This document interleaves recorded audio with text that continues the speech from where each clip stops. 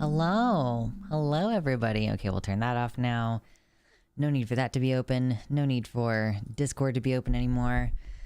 Hello. Hey, Emma, in the YouTube chat. What's up, Emma? How you doing? Haven't seen you around in a bit. Glad to see that you're okay. At least, like, you're here, as far as that's concerned. Hello, hello. And, of course, Paul Hack, and over on the website chat, everybody's been very patient. Thank you so very much for your patience today. Sometimes you start up Streamlabs right when you're ready to go live, and then you find out that like a week ago there was an update to your graphics card software, and you're like, ah, shit, now I gotta do that or I can't open the stream. So thank you all so much. Hope you're doing okay, everyone. We have the Morningstar System, Spider, Decoy Duck, Nouvenal, Baphomet, Hello. I think that was everybody for today. Yeah, that's everybody so far today in the chat there. Yeah, Nouvenal tricking people into thinking that the bot has done things. How dare you? Things are going over here, I'll say. Like, I'm not gonna say they're going particularly badly. I'm not gonna say they're going particularly well. Perhaps you can resonate with that sensation, because that's roughly where I am at the moment. What have you all been doing this week that you are proud of yourself for? That's what I want to know. I want to know what is something that you are proud of yourself for doing this week. Weird Chud in the title is cracking me up. What's up, John Get Bent? Why specifically? I don't know who the person is. I don't even know their name. So if me describing the actual person who made the video as a weird Chud is funny, I don't have any frame of reference for why that would be ironic or anything.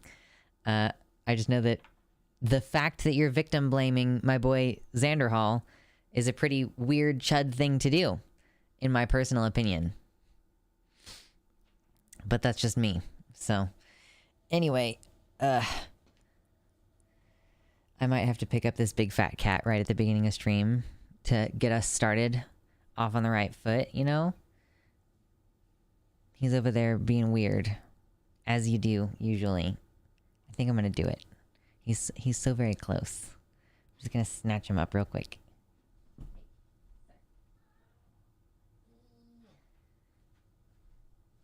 Oh, right up top of the stream, we're just gonna have a quick little kitty moment. Just a quick little kitty cat moment. Hello, baby. Hello, my baby. Hello, my honey. Hello, my ragtime gal. Send me a kiss by wire. Baby, my heart's on fire.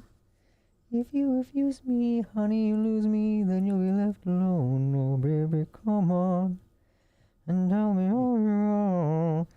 Are you not into it, kitty cat? No, he's not into it today. Hey, baby. Mom. No, okay. Okay. Yeah, he's a good baby. Got fur in my mouth. He's a much more shed cat than my other cats. Just constantly with that. What's up, Marmar, in the YouTube chat? How's it going? So, yeah.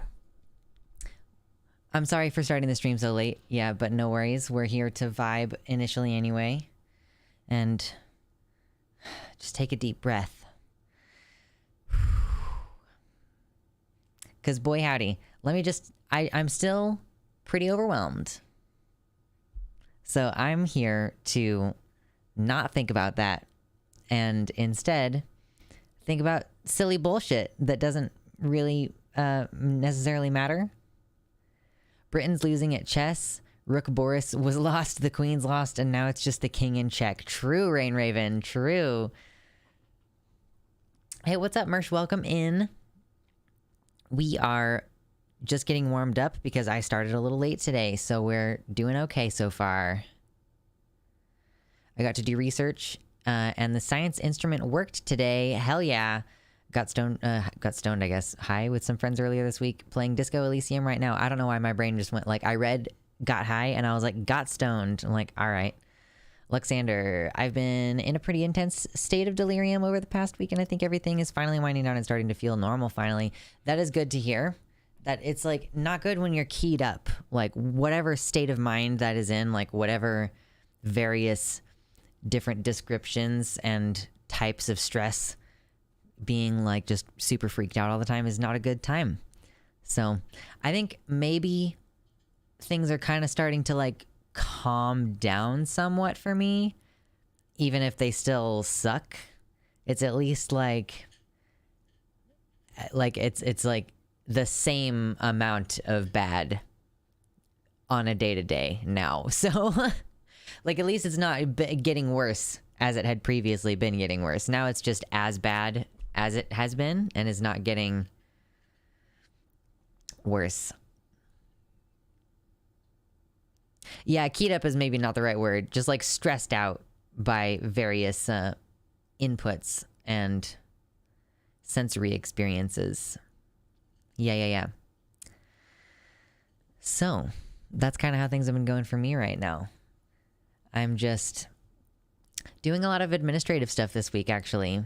I will say that it's been a big week for executive function for me. I mean, I kind of vacillate between like completely having to pause and not really do anything for a little while, and then like a burst of activity where I'm like, I gotta research this thing, I gotta look this up, and I gotta like start filling out this paperwork. Like, whole lot of that going on for me right now. Be good now. Hello, how's it going? Welcome to the YouTube chat. At some point today, we're gonna talk about the Queen, and my intention with that is to mostly meme about it. So if you have Queen memes, be prepared to post them. I believe the website chat should allow you to post links when we get there. Okay? When we get there. I'm excited to talk about that. I feel like it should be taken as a given that I am not pro-monarchy. If it wasn't a given, then I'm giving it to you now. I'm not pro-monarchy.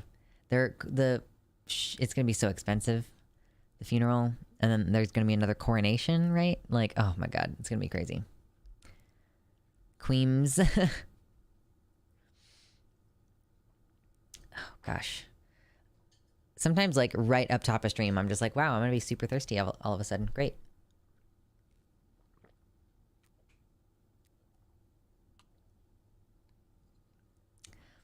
It's a great opportunity to remind you that you should also be drinking water.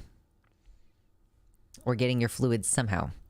Some people like to drink tea, and I think tea is still mostly water. So I'm not pro-monarchy, but I did like Queen Elizabeth. I didn't really know her as a person very well, let's say. Abolish the monarchy. True. Honestly, kind of heartwarming to see DJ Mewell getting dunked on for the clown he is as well right now. Brits stay losing. I keep seeing that name go around, and I'm like, I don't know who this is. This is one of those times where I'm like, I don't know anything about your culture over there. I don't even know if there's any Brits in the audience today. It is 12:30 a.m. there right now. It's after midnight, so sometimes. Oh, DJ Moel is the guy who did the Xanderhal hit piece. Okay, yeah. I will get around to that too. Yeah. I didn't register that information. I was just gonna like go look for it on YouTube with some random assortment of search words when I was ready to talk about it later. But now I know the guy's name, which is great. Oh, I see. The Queen looked a lot like Mersha's mom. It was haunting. Okay, that kind of makes sense, I guess. She was the leader of a colonial nation that still owns stuff that they shouldn't own, and they won't give it back, including a lot of land. Rather unfortunate. So that's more or less like the serious part of my opinion about that. My mother could have passed for her double. I see. I watched it on Demon Mama's stream in my most post-med change delirium, and I got so unfathomably angry. I haven't watched DM's coverage of it yet. I haven't been to any live streams recently, and I haven't really been watching any live stream content recently. I have been so busy. Like, again, like alternating between like halting entirely because I just kind of like get really overwhelmed and have to and just like grind to a halt, and then like a flurry of activity, like an insane amount of busyness right now. Made me want to press the extinction button. Yeah. Sometimes like the individual people can be pretty stressful. I would like to think that I have some amount of hope for the majority of them. Listen, though, there are like certain things that are pretty annoying about... Did I mention this before? Like, I don't know if I mentioned this when I was on Tuesday, but this past weekend, I was like... I got into a conversation with someone about like etymology and like words and stuff. And I am really interested in that because etymology is like a special interest, not entomology, etymology, like the history and evolution of words. And I don't even know where it started. It started with something like, oh, I was introducing myself and I was like, hi, my name is Zephyr. And I was explaining what it means. It's like a word in the English language that means like a gentle breeze. And then he was like, oh my God, except that it doesn't actually mean a gentle breeze. If you look at the etymology of the word, it's one of the 4 kinds of wind and da-da-da-da-da. And that got us into a whole conversation. And then like, of course, it fucking always comes back around to pronouns at some point. I'm like, I have decided, and to be fair, like this man was a little bit drunk. So like whatever.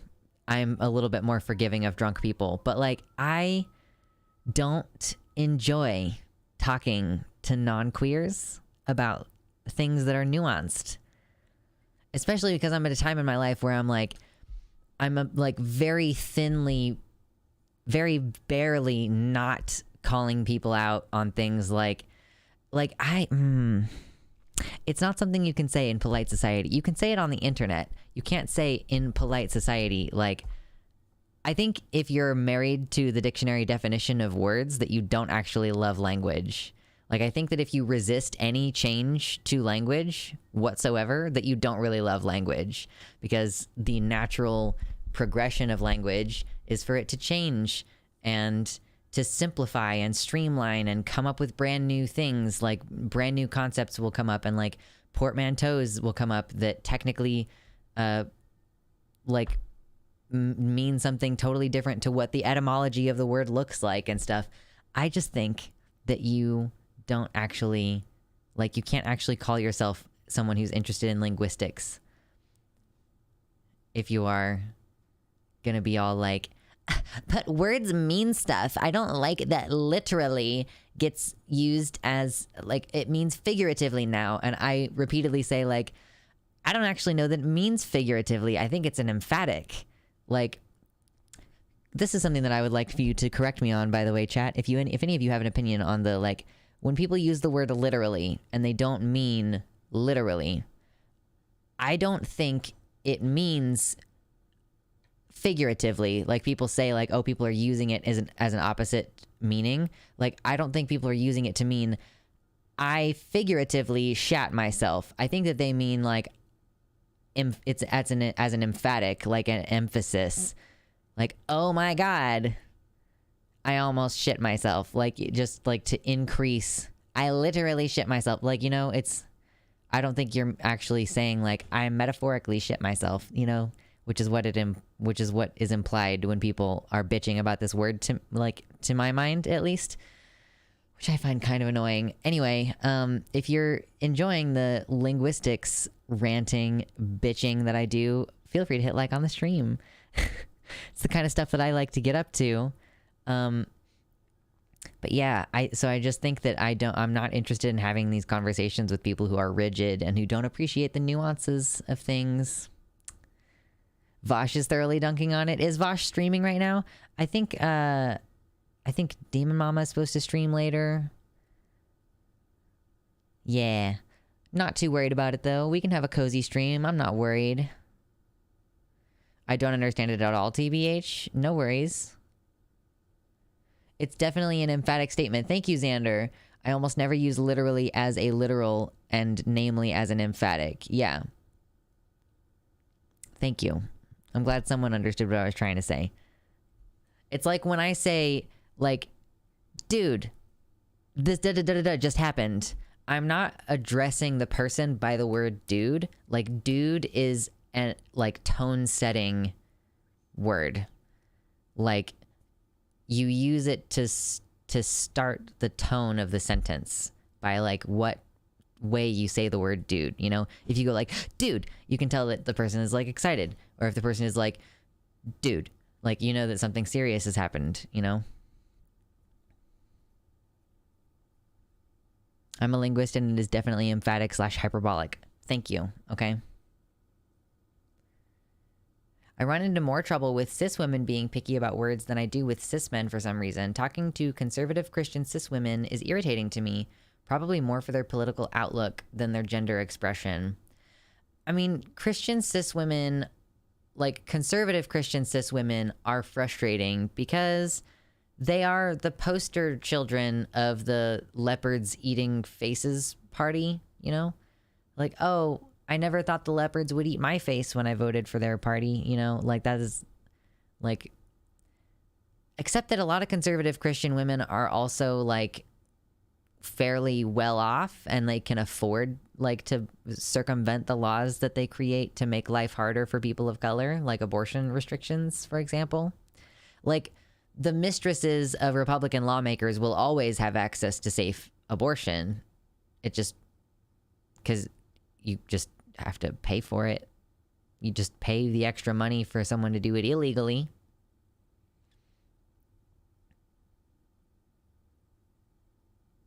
Yeah, it might just be the autism, Xander, that makes communication slightly different. I don't know. I just complain a lot. I'm trying to be more mindful of that a little bit. Like, not necessarily that the stream is too negative per se, but just that I internally, like, complain about a lot of stuff, you know? And that means that I also end up complaining about a lot of stuff out loud. And, you know, you do have some ability to influence your life by what you think about, you know? Like, do I need to worry? It's like, can I think about the things that I'm worried about without being worried? That's the real trick. I think that's the real trick. Just being like, yes, there are things that need to be done. I'm gesticulating with a crochet hook, by the way. I hope that's not too distracting.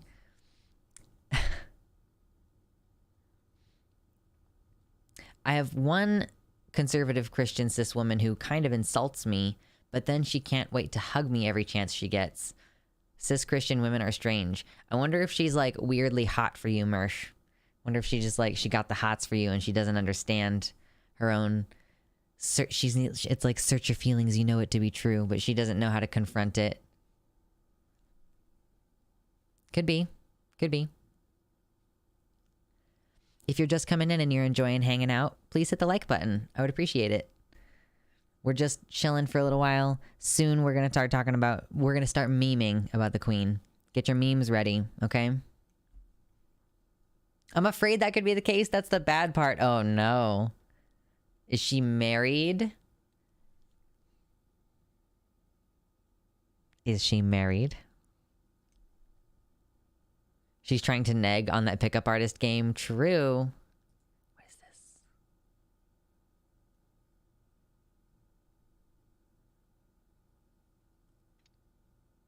Okay, we have a meme. I'm gonna get it ready. I'm just gonna put it over here in the place where the memes go, okay? All right, there we go. Pulling pigtails moment. True. She has 2 students I teach. Oh. Entanglements. The plot thickens. Oh, so she is married. Oh, okay. Oh. Oh, well. It's not, I mean... I mean, shrug. I don't know. Like, up to you, Marsh. Oh, me, oh my. Yeah, is she hot? That's the question. I will accept memes in this chat will probably be the easiest way. So just tee them up and get them ready. Don't start sending them yet. I mean, if you do send them, I can just open them up in a tab, I guess. But I might react to them before I intend to.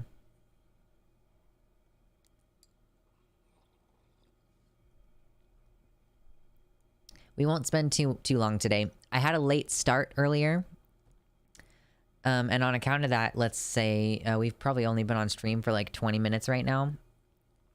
So maybe after about 30, 40 minutes, we'll go ahead and hop over and get to the memes, because I'm excited to do that. She should be married to Jesus. I know.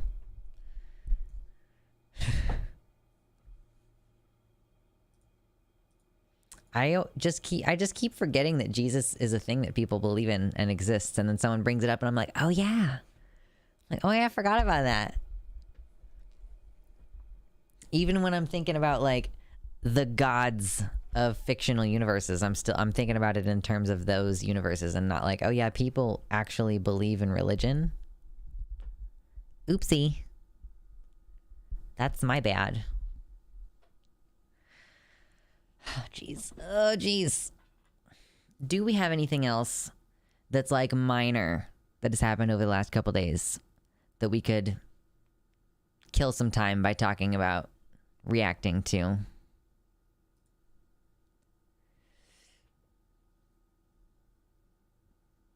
Oh my god, excuse me. I am so burpy. Okay. There's more and more stuff to react to. I'm so excited. If I was alive in 33 AD and Twitter was a thing, I would have been posting rip bozo memes about Jesus. Not gonna lie. Oh my gosh. Would I have been shit posting if Twitter was a thing? I mean, I guess the equivalent would have been like, are you at the pub, like, making jokes, shooting the shit? Which I guess I might have been doing. The forum. Yeah. Were you allowed to get drunk in the forum? Or was it like a sober-only place? Because if so, I'd rather be at the pub. If it's 33 AD, you know?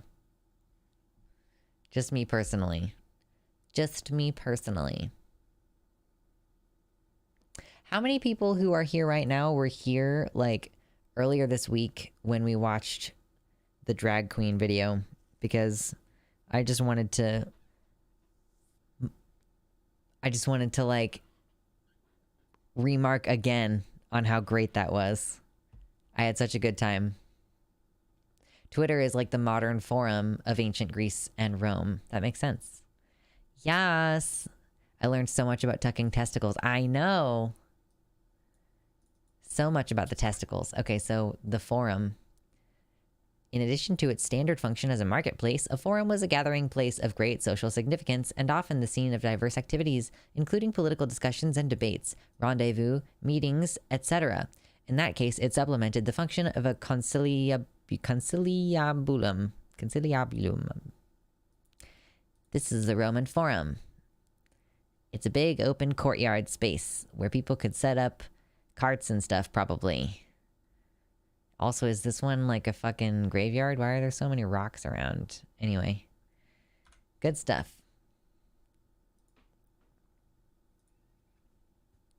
Yes, that video was an incredibly fun time. I had a great time last stream. Does it seem... Are we in a time right now where a lot of legislative sessions are paused? Like, are we just between legislative sessions right now? Because I feel like I haven't been hearing nearly as much about a lot of these like anti-trans kids laws or like these anti-trans laws in general. And I don't know if that's just me.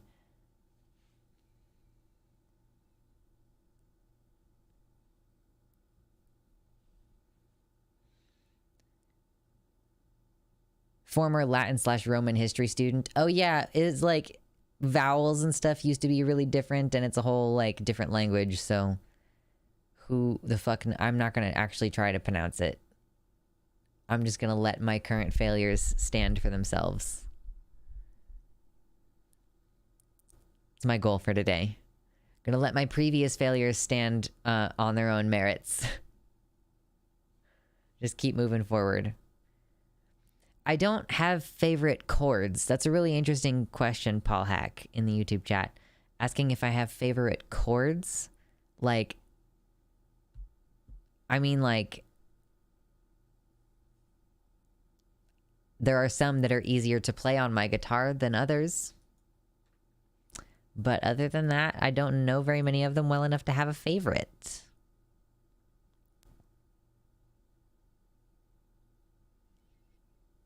Oh, that's depressing. People using racialized terminology and slurs in the politics. Yeah, interesting strategy for winning elections in Colorado. Like, calling black people. Not like a direct slur, but it's close enough. Near enough as makes no matter. Yes, Colorado GOP are making more racist than queer insults today. It's basically a slur. Yeah, true. Like, referring to black people as, like, monkeys or anything like that is definitely dehumanizing territory. Not good. Don't do that. It's pretty much never an acceptable thing to do.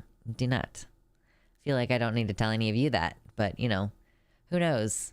Maybe someday some in-betweener will come upon my content. I just have to accept that, like, for the most part, I don't know that people are going to listen to me who don't already agree with me on account of my being obviously trans. Like, there's just something about them. I just can't put my finger on it. So it's like, I'm just kind of doomed forever to have like a natural cap to how many people are going to be interested in what I have to say. GOP really covering all bases and insulting everyone but their base. Simianization. Interesting. I didn't know that there was a word for... I know that simian means like ape, basically, but I didn't realize that simianization was what you would call that. Interesting. Return to monk. No anarcho-primitivism. I don't want anarcho-primitivism, okay? I want for us to continue to have internet and be able to make connections with people long distance and have air conditioning. You know, those things are all very important to me. Luxury gay space communism. I don't want it to be in space. Do you have any idea how difficult it is to stay alive in space? It is insanely difficult to stay alive in space. I don't want to go to space. I want to live on a hospitable planet. Like, I want to live on a planet that we're not destroying. That would be great. Yeah. Luxury gay Earth communism. I'll take that one. Become post-human. It's such a common thing for extremely racist and xenophobic people to compare different races and ethnic groups to apes that there's a whole word for it. Yikes. Rip planet Earth. No, Jake. No. No rip planet Earth. I have a compost bin, okay? Planet Earth is going to be fine. Okay? Listen.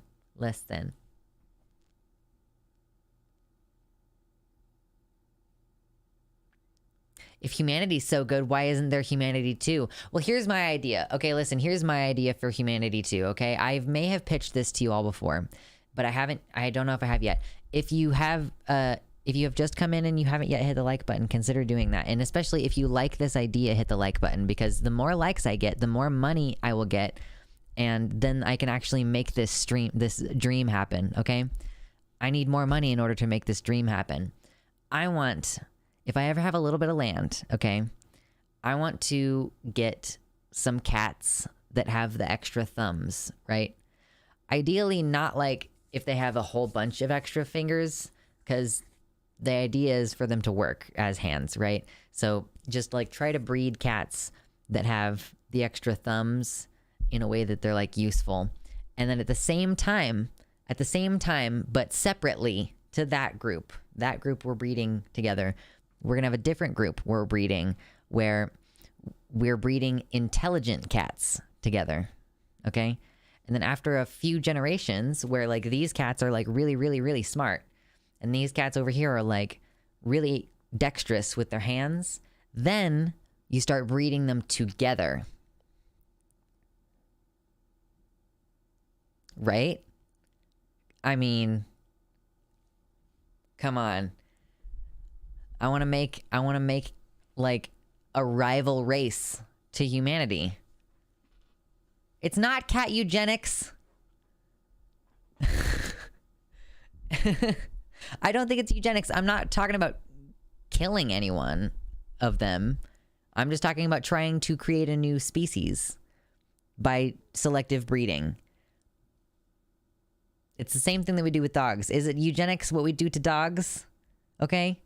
That's the question that I have. Hit the like button if it's eugenics to to breed dogs into specific, to have specific traits, because we bred certain dogs to like, go in that hole and dig out the animal in that hole or whatever. And we bred other ones to like be really good at chasing sheep and stuff. Oh God, what's happening to my phone? Legit, I really want another terrestrial species we can understand and interact with. And there kind of is one. Cetacenas? I have not heard of this before. Zoogenics? Yeah, zoogenics. I'll take that, Nuvenal. Oh, cetaceans. Okay.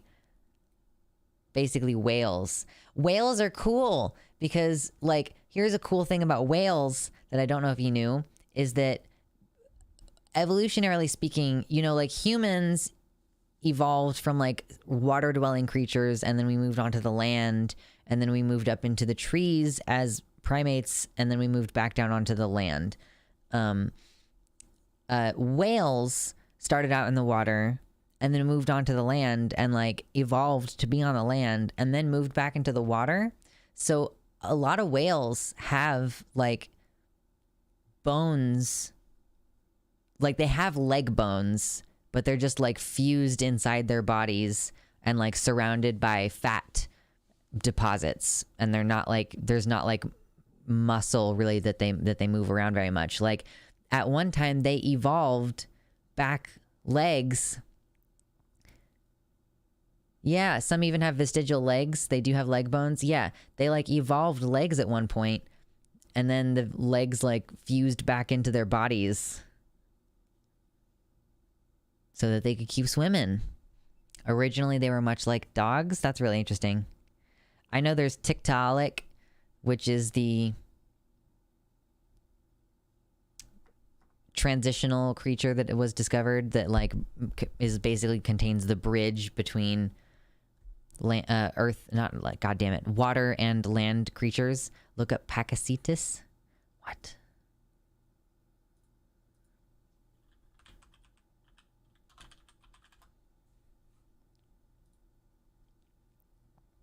I'm so fascinated by this. Dolphin doggy?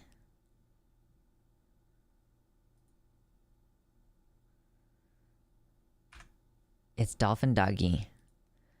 Extinct genus of amphibious cetacean, endemic to Pakistan about 50 million years ago. A wolf-like animal about 1 meter to 2 meters long, living in and around water where it ate fish and small animals. The vast majority of paleontologists regard it as the most basal whale, representing a transitional stage between land mammals and whales. It belongs to the even-toed ungulates, with the closest living non-cetacean relative being the hippopotamus. So basically, this is like, it was a primarily land-dwelling creature, I guess. Or it was like, it's amphibious is what they said, amphibious. So like, part of the time on land, part of the time on water. And it's like, on our way back to going back into the water, and eventually this became it evolved into a whale. So these back legs like shriveled up and retreated inside their body, and then like these became flippers up front. That's pretty cool. Evolution is cool. I'm having a fun time. Semi-aquatic like a platypus. Yes.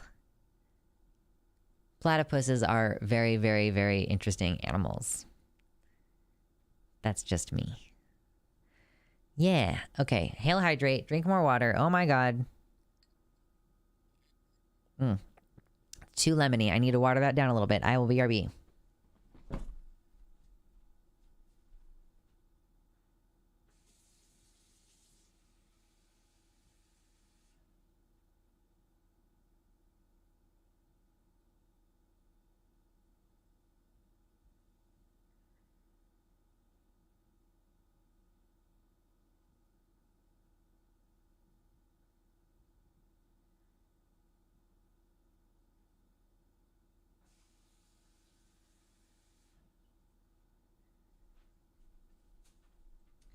Okay. Water. Friendly reminder that Perry the Platypus is trans. Is that from a, is that from like a kid's channel or something? Like, sorry, a kid's show, not a kid's channel. Jesus. Oh, Phineas and Ferb. I know watch Phineas and Ferb. What's up, Samantha? In the YouTube chat, my favorite animal is the sloth. They're very gentle. My favorite thing about sloths is that they poop once a week. Excuse me. They poop and then they, I mean, they're super like constipated. It's an enormous poop. It's a huge like percentage of their body weight. The YouTube channel Eons has a lot of good videos on evolutionary history and paleontology. Highly recommend if this conversation is interesting. Is that the one that is voiced by Hank Green? It's like Hank Green trying to do a documentary voice where he's all like, this thing is like super fascinating and interesting and like I'm gonna talk real slow. Is that the one? Because if it is, I may have heard my partner listening to it. The Aglet generation. See, I saw the Aglet clip once upon a time, but did never watch the show. Ah, oh no. Whoa, what is this? Why has this happened to me? There is like, this is like, I guess I must have stepped on a thorny thing when I went outside at some point earlier today. I don't know how this thing got on me, but it fucking stabbed me. It is Hank Green, but the one that I'm thinking of is Journey to the Microcosmos. Ah, I see. Yes, he has many, many channels.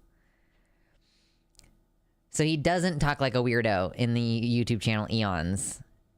Okay. Show went so fucking hard. Uh-oh. No, shush. Quiet.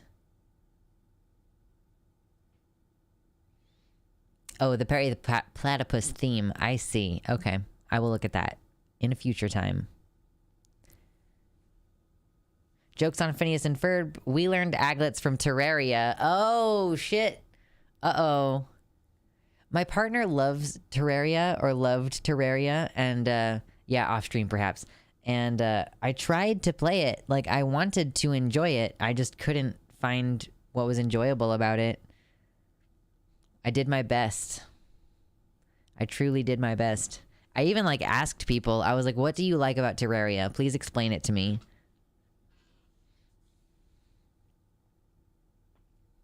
But I'm very picky with my games. So very picky. The guy who could with a tier 2 sub, thank you so much. That is the first sub that we've gotten in a minute, in at least a week, I think. Hey, Luxander, I have a bunch of money from tips, so I can resub this month. Next month, I'll get like 2K financial aid, so I can definitely resub without an issue. That's awesome. I really appreciate that. Thank you so much. I'm going to update this thingy-mabobber so that it's accurate. Will it let me do it? Yes. Okay, here we go. We're going to do the thing. Up. You will note that the monthly amount that I'm looking for is a little bit higher this month. That's because I have extra fucking bills in September every year.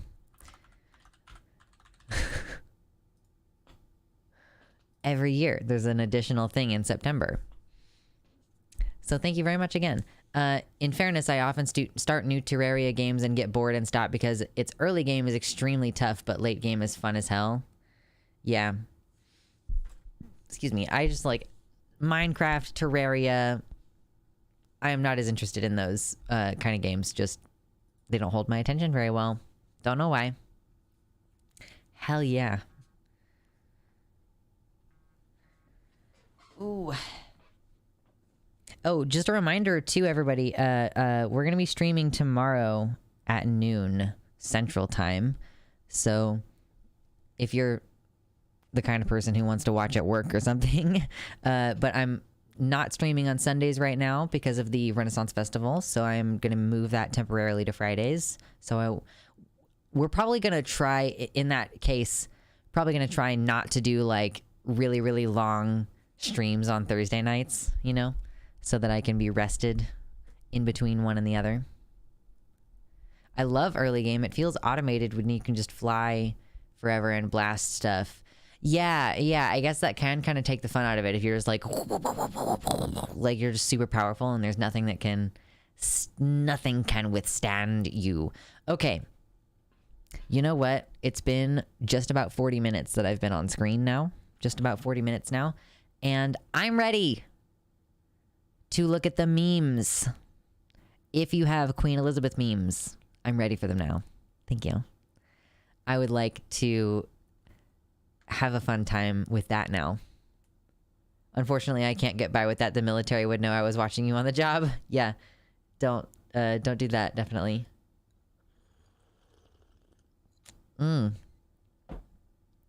Yes. Okay. So here's one thing I want to look at really quick. I mean, people, like, this is one that I keep seeing people share repeatedly, so I'm like, okay, I guess this one's fucking good. At least I hope it was good. There's, like, this CNN interview. Hey, what's up, BN? I think I'm going to turn off YouTube memberships. It was a nice idea, but I think I'm going to turn them off. They're bumming me out. She lives here. Oh, hold on. Okay. I want to, we're gonna look at these memes now. I'm so ready.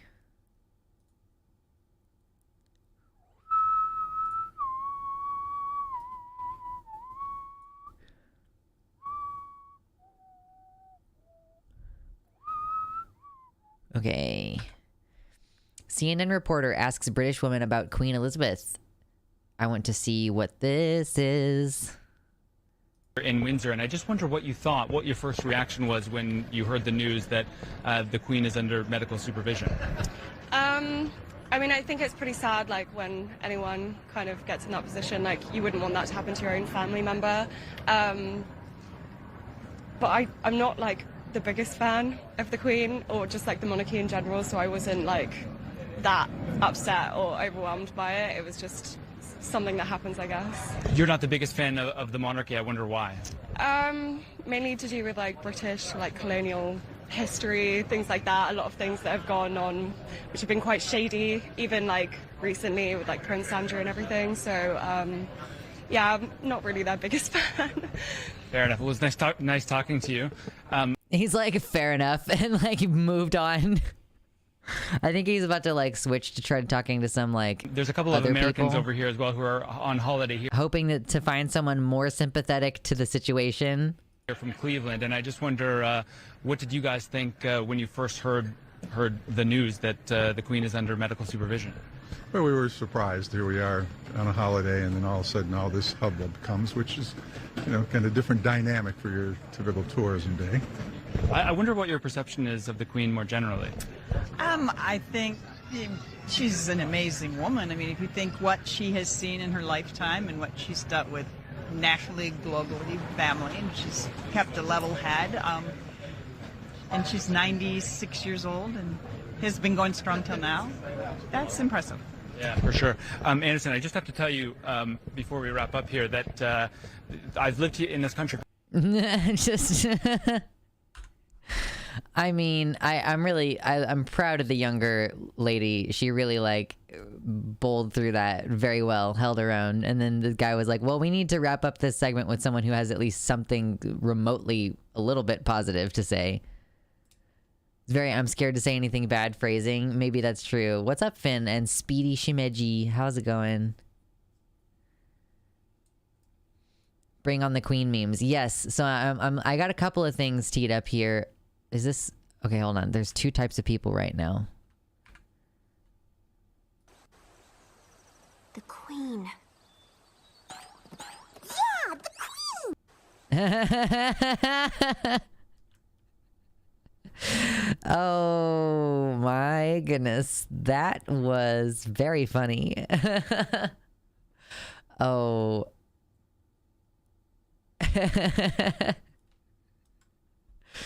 Oh, that's pretty good. My response initially, oh god.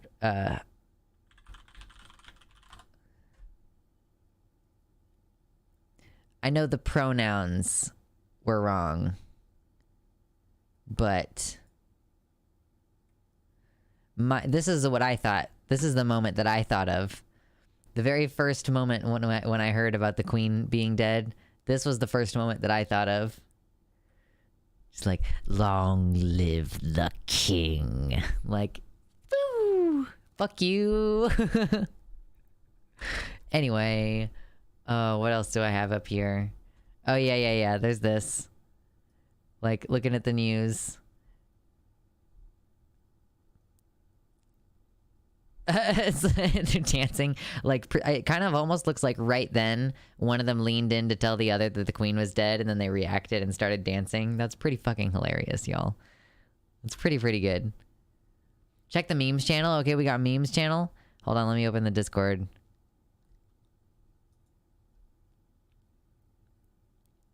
Memes. Oh god, there's so many memes in here. Oh my gosh, people are posting their pictures of the Aragon series. Oh dear. Oh no, there's memes.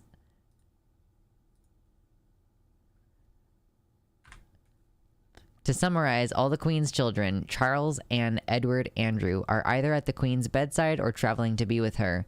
Her grandson, Prince William, is also in Scotland. This is as grave as it gets, I am so sorry to say. Memes if the Queen dies. Is the folder on this person's computer like... My time has come. Oh, fuck's sake. That's really funny. Oh. Diana, open up these pearly gates right now. I've seen so many memes. I'm in the Discord now, so I guess you can just send them in the Discord now. We have the memes and pics. I guess it doesn't really matter which channel it's in. Oh dear, let's look at this whole fucking bingo page. Unexpected celeb death, of course, that one's a given. That's given. GTA 6 is announced, and nostalgic franchises rebooted for money. James Webb Space Telescope successful deployment. We haven't had aliens yet. New Star Wars property fails. Yeah, we haven't had a failure yet, at least. California does something stupid. It kind of depends on your definition, right? China stir-fries Taiwan. Hentai remains #1 world porn category. Interesting. No raids on government property yet in 2022. Terror attacks. None on U.S. soil that I know. Well, I mean, probably. I bet. I don't know. I actually would count, like, people trying to, like, force their way into queer spaces to like disrupt drag time story hours as like that represents like terroristic activity. But yeah, we got the Queen dies finally. Liberals find something offensive that's mundane. True. This is a good bingo card. Russia gets spicy with Ukraine. All right.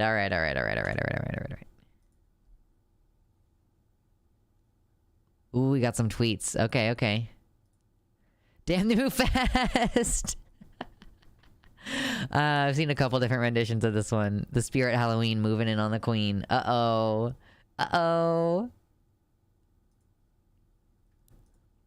The Queen starting her new campaign. True.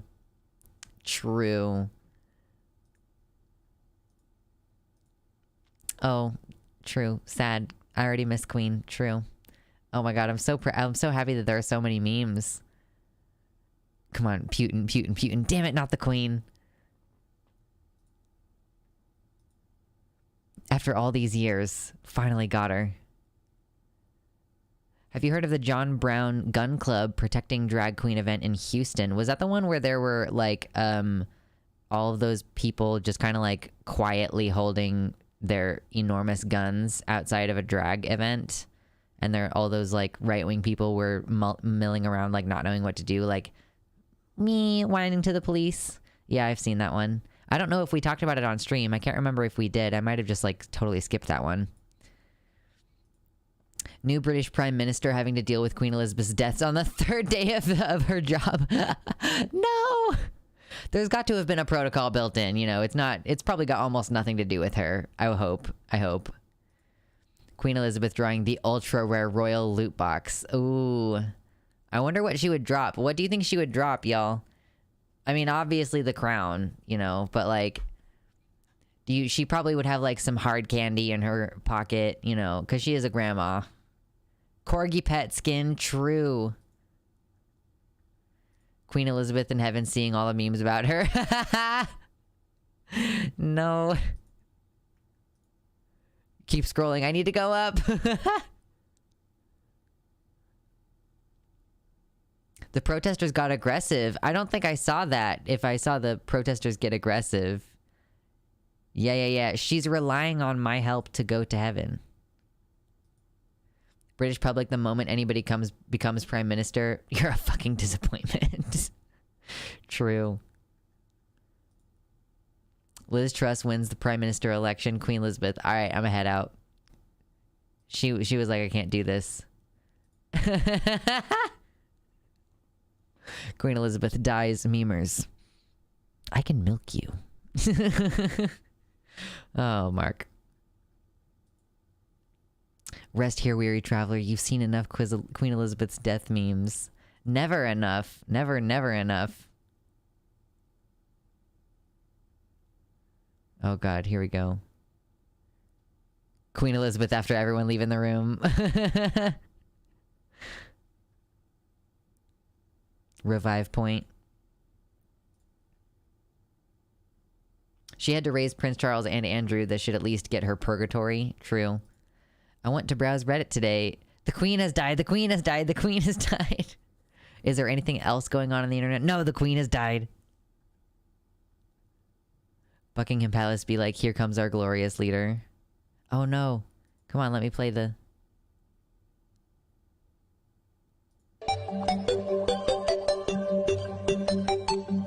Oh no.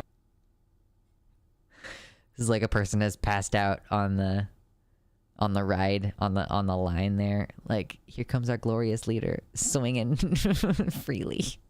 Oh no.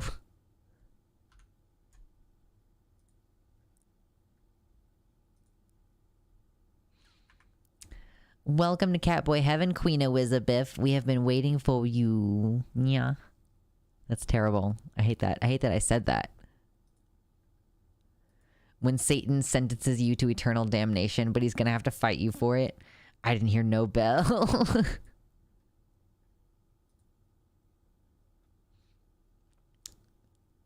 Is this something I just don't understand? I think this might be just one I don't understand. I feel dumb now, but that's okay. We've got more tweets to look at, hypothetically.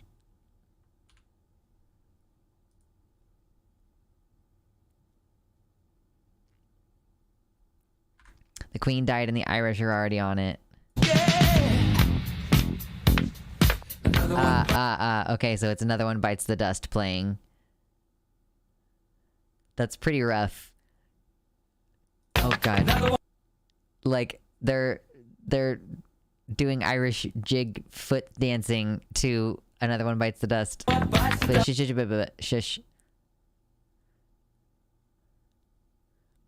That's pretty stellar. I appreciate them dancing on her grave so soon after her death. That's pretty good. I appreciate it. What is this? There's another one. The corgis seeing their handler walk in today. Yeah. So the Queen said she stopped breeding corgis in like 2012 because she did not want any to survive her in the event of her death, or that she didn't want to leave any young dog behind. So yeah, the joke is like, the day after she dies, the handlers come in. No. No. Royal guards solemnly entering the corgi wing of Buckingham Palace and weeping as they tie tiny blindfolds on the dogs they've got left. No.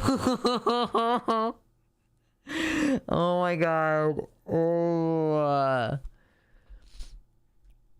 Okay. One more.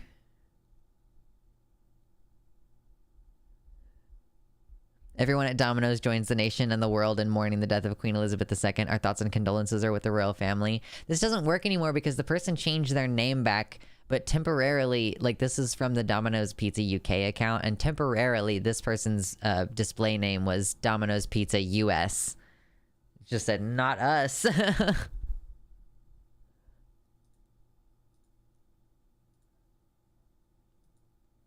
Yes.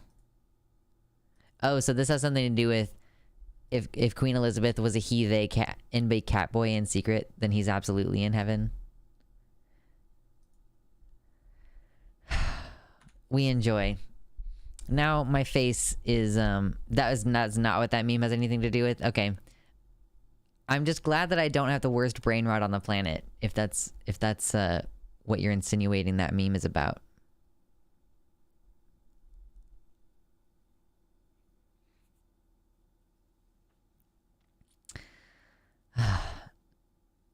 My face hurts just a little bit. That's good. 2 streams in a row where the face starts to hurt a little bit. I'm excited about that. Oh, I mean, yeah, I'm familiar with the term Hun being used towards trans women who don't pass. I'm familiar with that. So that's what this is referencing. The Queen passed. Yeah, sure, Hun. I see. Okay. I get it now.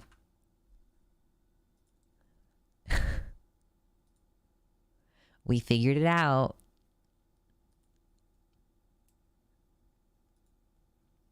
But yes, I am glad to have done some memes. I don't really have a lot of serious commentary about the Queen, you know? Like, obviously, it fucking sucks that so much money is gonna get spent on the funeral and then on the coronation. I wonder how many people are gonna be pissed off about that while, like, the rising energy prices and shit. Man. Ugh. It's gonna be a weird time. Guys, wake up. What are we waking up for? New public gender neutral toilet just dropped. True. True. I mean, it'll still be a few days, I think. It'll be a few days probably before that there's a new public gender neutral toilet. But that's very good news. I'm very excited about that. Yes. River dancing to the dead Queen as a fellow Irish, I approve. Yeah. I just don't like... She lived a good life to a ripe old age. She was neither the best nor the worst queen in UK history. I'm just like... I feel like anytime someone who is a symbol of that much, like, bad shit dies, like, that's good, you know? Like, she, you know, she might not have been, like, the worst person individually, but she still was, like, part of a system that, like, clearly did a lot of harm to a lot of different people. Ugh, dropped my crochet hook. Need something to play with in my hands.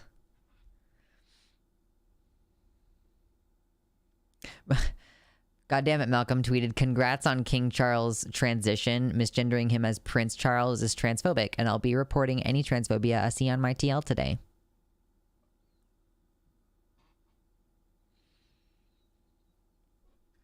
Like, is there anything good on Twitter right now? Just like, as I scroll through.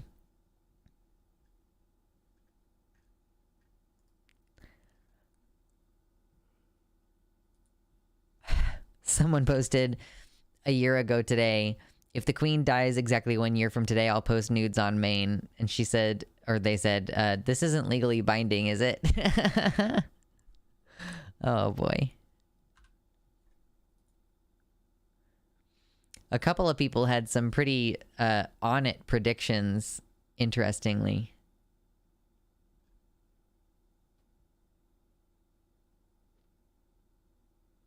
Yeah, for what it's worth, I think the worst thing the Queen did was be a rich royal. Otherwise, like, yeah, this isn't on the same level as Thatcher dying about a decade ago. Yo, send me that person's Twitter, by the way. Oh, the Brandy Bryant. Here you go. I mean, there you go. You want the nudes? There you go. Actually, is that a... Is she a... She's a comedian? Oh, I'm gonna follow her too. That's cool. She's a filmmaker, a tattoo artist, a trans comedian, a stand-up comedian. That's fucking cool. My favorite thing about her death is that she reigned for 69 years. Perfect time to die. Fuck yeah! That's pretty good.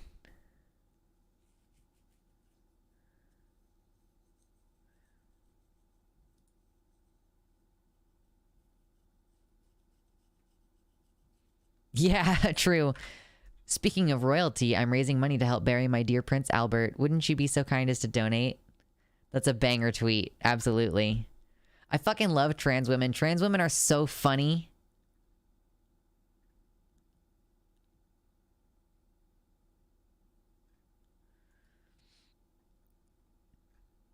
It's unbearable, you people.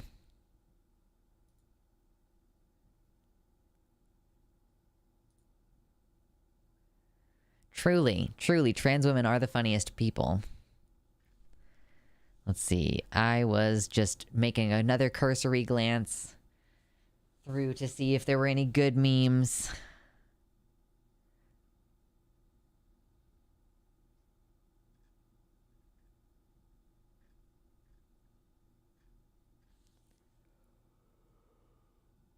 Ooh. Oh, wow. Twitter just shows me a lot of random shit nowadays. Is anybody else experiencing that? Where it's just like... Oh, this is a good one. A transgender person peed here and no one was hurt. Gonna slap this sticker on the Queen's grave. Oh my god. I love the pissing on her grave jokes. That's pretty funny to me. I have no respect. No respect.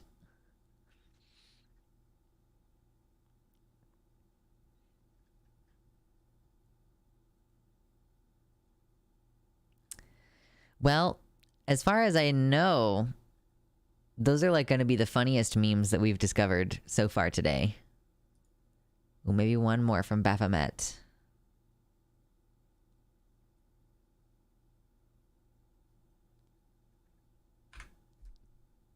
Your Majesty, there's been a second bus. What the fuck? Oh, gosh. And we'll double check and make sure there's not more in the Discord. Nah, we're all out of them in the Discord. All right, all right. Whew. Goodness gracious. I'm enjoying this meme shit that we're doing right now. But yeah, I was saying earlier, like, I've noticed that the news seems like it's kind of died down a little bit with regards to the constant legislative attacks on trans people. I wonder if we're going to start seeing an uptick in that again soon. Like we're getting like a temporary break right now.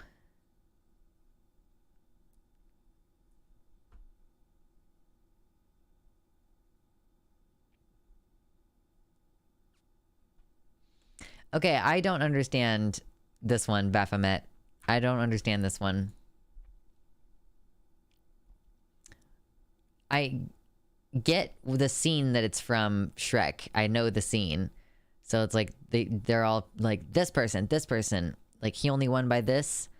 There's a fanfic. The Queen died. Trissa just had a girl. So like, I know that also people are talking about Trisha Paytas and like the fact that her baby is the Queen reincarnated or whatever. Like Trisha Paytas' baby was born like moments after. It's just a bunch of insane news happening at once. Okay, yeah. What is the first news? Regan and Sands, and then Toby Fox made fanfic. Tumblr Sexy Man of the Year poll. Oh, that's what the Regan and Sands thing is. There's controversy over the Tumblr's sexiest man of the year. What has become of Sans? Who knows? Oh my gosh.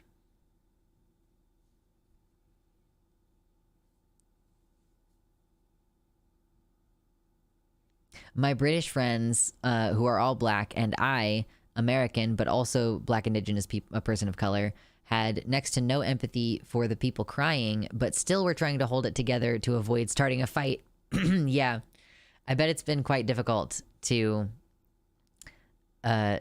avoid making offense while you're like kind of like secretly happy that the queen is dead, you know? Everyone in your country wants to fuck the queen, as Abigail Thorne has thoroughly established in her videos.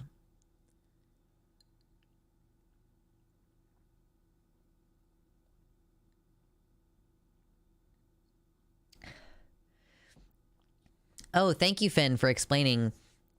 There was a Sans versus Regan poll. Sans won by literally 1 vote, so Toby Fox wrote a fanfic about it. Okay, that makes sense. My best friend is a white Brit, so it was a weird day for me today. Is your best friend, does your best friend have a hard-on for the monarchy? That does sound like it would be kind of awkward.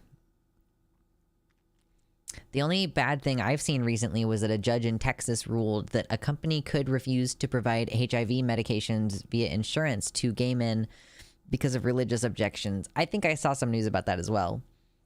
Oh my god, excuse me. That's a court case. Oh my gosh.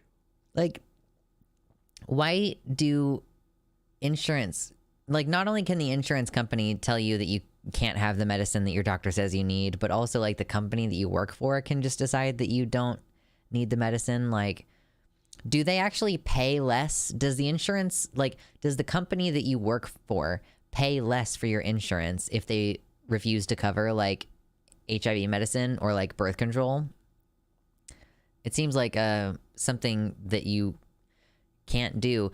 Like, is that not like strictly illegal on the basis of like you cannot deny someone care over pre-existing conditions under the Affordable Care Act? Like, that's kind of what I understood that to be about, personally. Maybe just me though. Well, this video about Xanderhal is like pretty long, isn't it? Correct me if I'm wrong, but it's pretty long, so we should probably get started because I'm like already starting to feel kind of hungry and I want to get the fuck done with this. What is he called? Mule? Xanderhal. DJ Mule. Is it the one that's like, Xanderhal is not your ally? Did he really escape the far right? Is that the one? It's an hour and a half long, and we're going to put it on at least 1.5. The judge said that it was a First Amendment right and said that the federal legislation was unconstitutional. First Amendment right of what? That's really weird. Oh, Mule talks a bit fast. Yeah, I'm not going to put it on 2 times speed. I think 2 times speed is a little bit too much. I'll probably put it on 1.5. Republicans are fucking evil. Yes. I struggle with this, y'all. Like, I feel like we should call things what they are, you know, on the one hand. But on the other hand, like, the word evil is so nebulous. And, like, every time someone on my side says it, all I can hear in my head is Marjorie Taylor Greene calling trans people evil. Like, that's what she says. Like, I don't know that I think it's good or okay for us to just say they're evil and leave it at that. Like, that seems to me like it's something that might actually be like, I don't know, it feels weird to me. But I don't know. I'm willing to like revisit that thought. It's just a reflexive feeling that I have. Like, whenever someone politically describes someone as evil, all I can think of is like, that's rhetoric that gets used to like justify killing people, and I don't want to like engage in that. I think it's perfectly fine to call Republicans evil because the word is evocative. I just also think that it like flattens the issue a bit, if that makes any sense. No worries, Finn. No worries, Finn. We'll catch you on the VOD later. Republicans are cruel and extremely selfish. Yeah, I don't know. Maybe, like, I'm not saying that they aren't evil according to my definition. I just don't know that this is beneficial rhetoric to use or not. It's like, I don't know if it's beneficial to call them groomers either, even if it is, like, pretty true that that's what they're doing. Because at that point, it's just like, oh, well, you know, you're just going to call us whatever we're calling you. You know, like, it's like, to some extent, yeah, maybe it's true, but also, is that going to be effective rhetorically? I wouldn't say it publicly on Twitter or anything. I just know that anyone watching here knows the myriad reasons I would cite. Yeah, no worries. Let me put it this way. Most people can get behind such a rhetorical concept as X is evil, even if they don't agree with it. And it's really easy to make the case that they are. Yeah, but it's also really easy to make as opposed to the case that trans people are evil, which is completely baseless. I don't think, even if it's like doesn't have any evidence, it's really easy to make the case that trans people are evil. Like, if your worldview is that everyone is basically cis and straight, and that it's exposure to trans and queer people that makes people become trans and queer, and like, if you're the kind of person who genuinely believes that being sexually abused as a child makes you grow up to be queer, that's extremely common in my experience as a person who grew up in the Midwest. It is a very common idea that, like, people grow up to be gay or they grow up to be trans because they were molested or raped as children, usually by, like, a same-sex person. Like, usually it's like a little boy becomes gay or trans because he was molested by an older man. You know, like, people really do believe that, like, being gay is a sickness and that you get it. Like, it's a dysfunction that you develop by exposure to certain bad things. So it is really easy to make the case that queer and trans people are evil if you really believe that, or if you're easily susceptible to believing that. So that's part of why I want to be more specific in my criticisms, you know? But then again, like, maybe there isn't really much you can do against that kind of rhetoric. Like, that's why it's so dangerous, is like, what can you do about it? What's up, Rebecca? Welcome into the chat.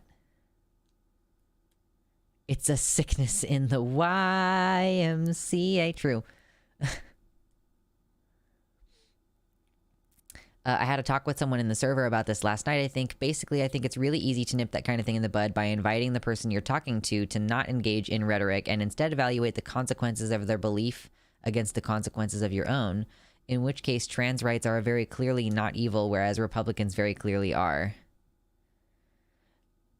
You know what was one of the stupidest ideas regarding the case of a baker not making cake for a gay wedding? The idea is that religious differences can allow you to cover up for your bigotry.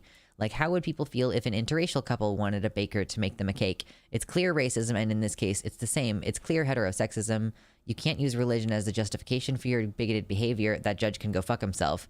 Fundamentally, again, y'all, like, these people don't believe that being gay is an intrinsic trait the way that being black is an intrinsic trait. Like, these people do genuinely believe that it's just like, I think that fundamentally, especially if these homophobes are Christian, especially, they believe that you are being gay to spite God on purpose.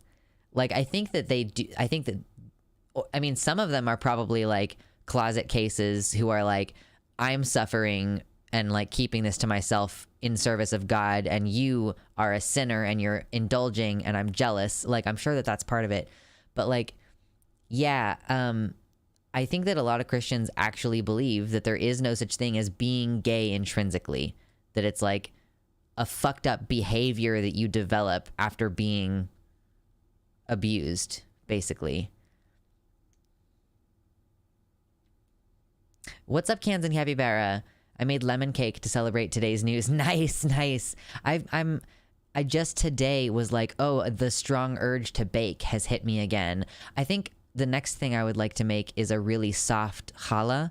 The last bread that I made was like a hard-heeled loaf of bread, and I think I would rather make something with like a nice soft chewy outside. So if you have any recipes for like a nice soft chewy bread with like a soft crust, and I like the idea of doing a challah because you like braid it and stuff, and that could be fun. So send me your recipes if you have one. Yeah, and they don't care about consistency. Yeah, that's true, Spider.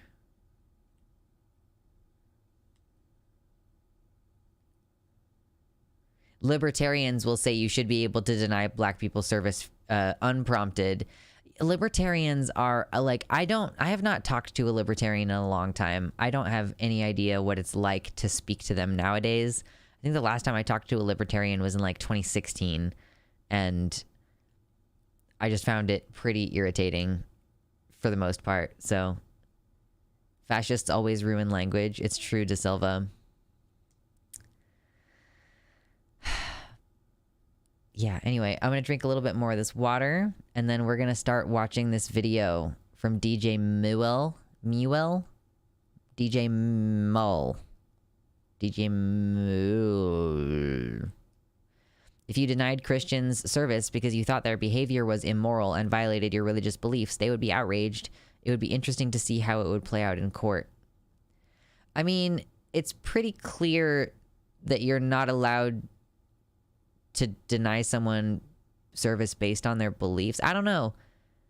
Like if you are a gay person and a Christian person is homophobic toward you and you kick them out of your store, is that denying someone service on the basis of their religious beliefs? Kind of, technically.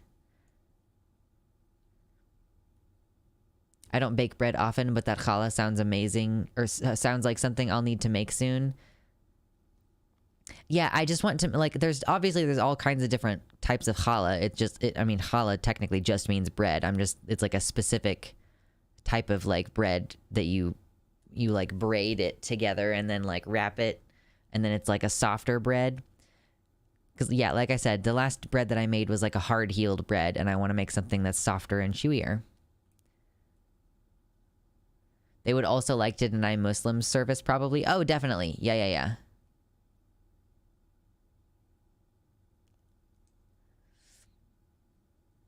Anyway, let's get to watching this video. And we'll go ahead and make sure that the sound is all balanced. The LGB Alliance charity status hearing starts tomorrow. That's exciting, Samantha. The LGB Alliance, I believe, is based in the UK, right? And they are currently, a non-profit organization, in the way that in the United States they're like 501c3 tax exempt status, and that status is being challenged. So that's pretty cool.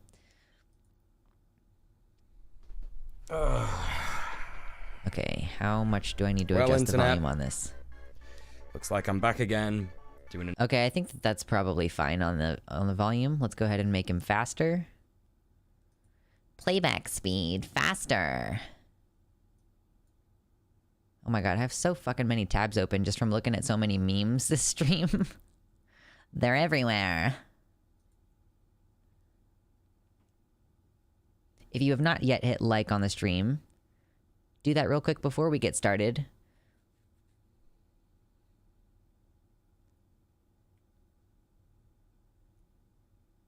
If someone harasses you on religious or other beliefs, you kicking them out isn't because of their beliefs. Yeah, it would be because of their behavior.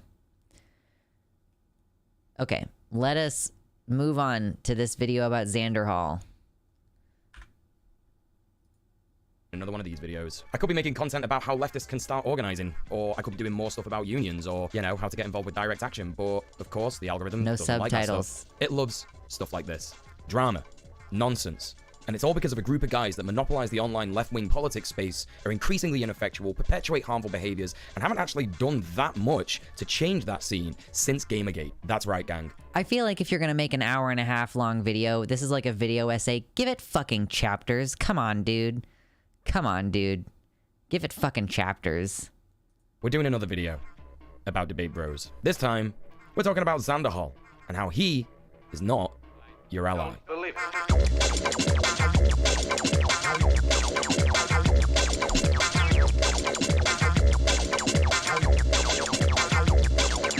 Xanderhal, Oh, that most music was people know very him as a exciting. cheeky young Debate Bro regular guy who likes to smonk. And going along with what they're saying, but not actually. Or from his alt-right pipeline video where he congratulates himself Rough. on not being a fascist anymore. What a cool and normal thing to be proud Yeah, no worries if you're gonna mute that part. Like, no worries. Yeah, I'm hoping to make it through this in less than 2 hours. It would help if there was there is a comment that has timestamps from someone in the video. It's just some rando. Okay, well, hold on. Let me look through it. I want to look through the chapters real quick and see what all there is in here to decide if I'm gonna watch this whole fucking thing. It's an 1.5 hour long video, dude. Okay, I have not yet seen this supposed comment that has all the timestamps on it. This is the most cis person ever invented.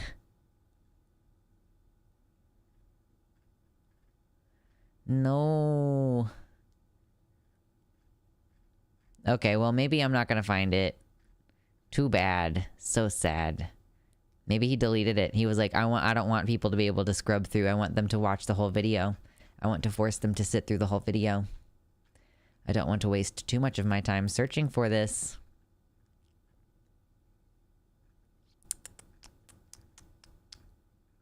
Okay, well, maybe too fucking bad. Maybe too fucking bad. Alright.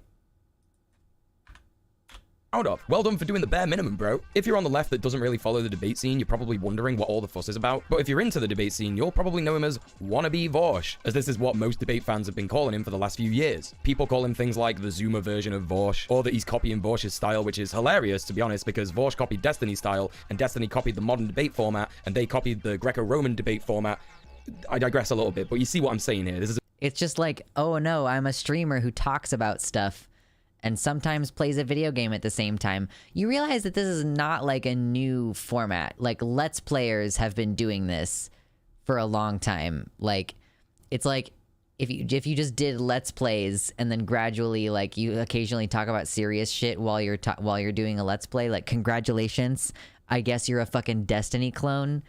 I've never understood this. I can't get tripped up on this so early. a bit of an obtuse thing to criticize him for. Xanderhal is also seemingly surrounded by a bunch of controversial drama that is more often than not true for every debate bro on the internet, and a lot of it is concerning and makes you wonder at all why people think he's even a based dude. So with all that in mind, Maybe because people make shit up all the time. Like, people just make up accusations about him running a sex cult when he was fucking 19 years old.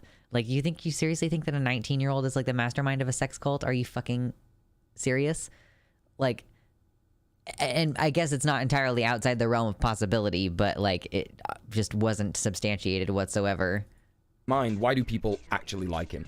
Now, I know some of you are not going to want to hear this, but we have to address the facts here. And that is that when you scroll through Xanderhal's YouTube page, there is actually a lot of cool leftist stuff on there. See, he's making videos here about how Trump is bad, he's sticking up for trans people a lot, and that's all good. People around his age, or even a bit older, are probably going to see themselves in him a little bit, and maybe even see him as a bit of a role model for getting into politics, especially if they're already kind of skewed to the left. He's got a good stream personality, he interacts with chat a lot, and he's generally entertaining in an above average way. He's gained a big following since making content like this, and yes, I know you are going to get... I mean, I feel like that's kind of a glowing comment coming from, I mean, if somebody is like, really, I fucking hate you, and he's like, he's above average, I'm like, I mean, if someone was making a whole video, a takedown of me, but they described my content as like above average, I'd be like,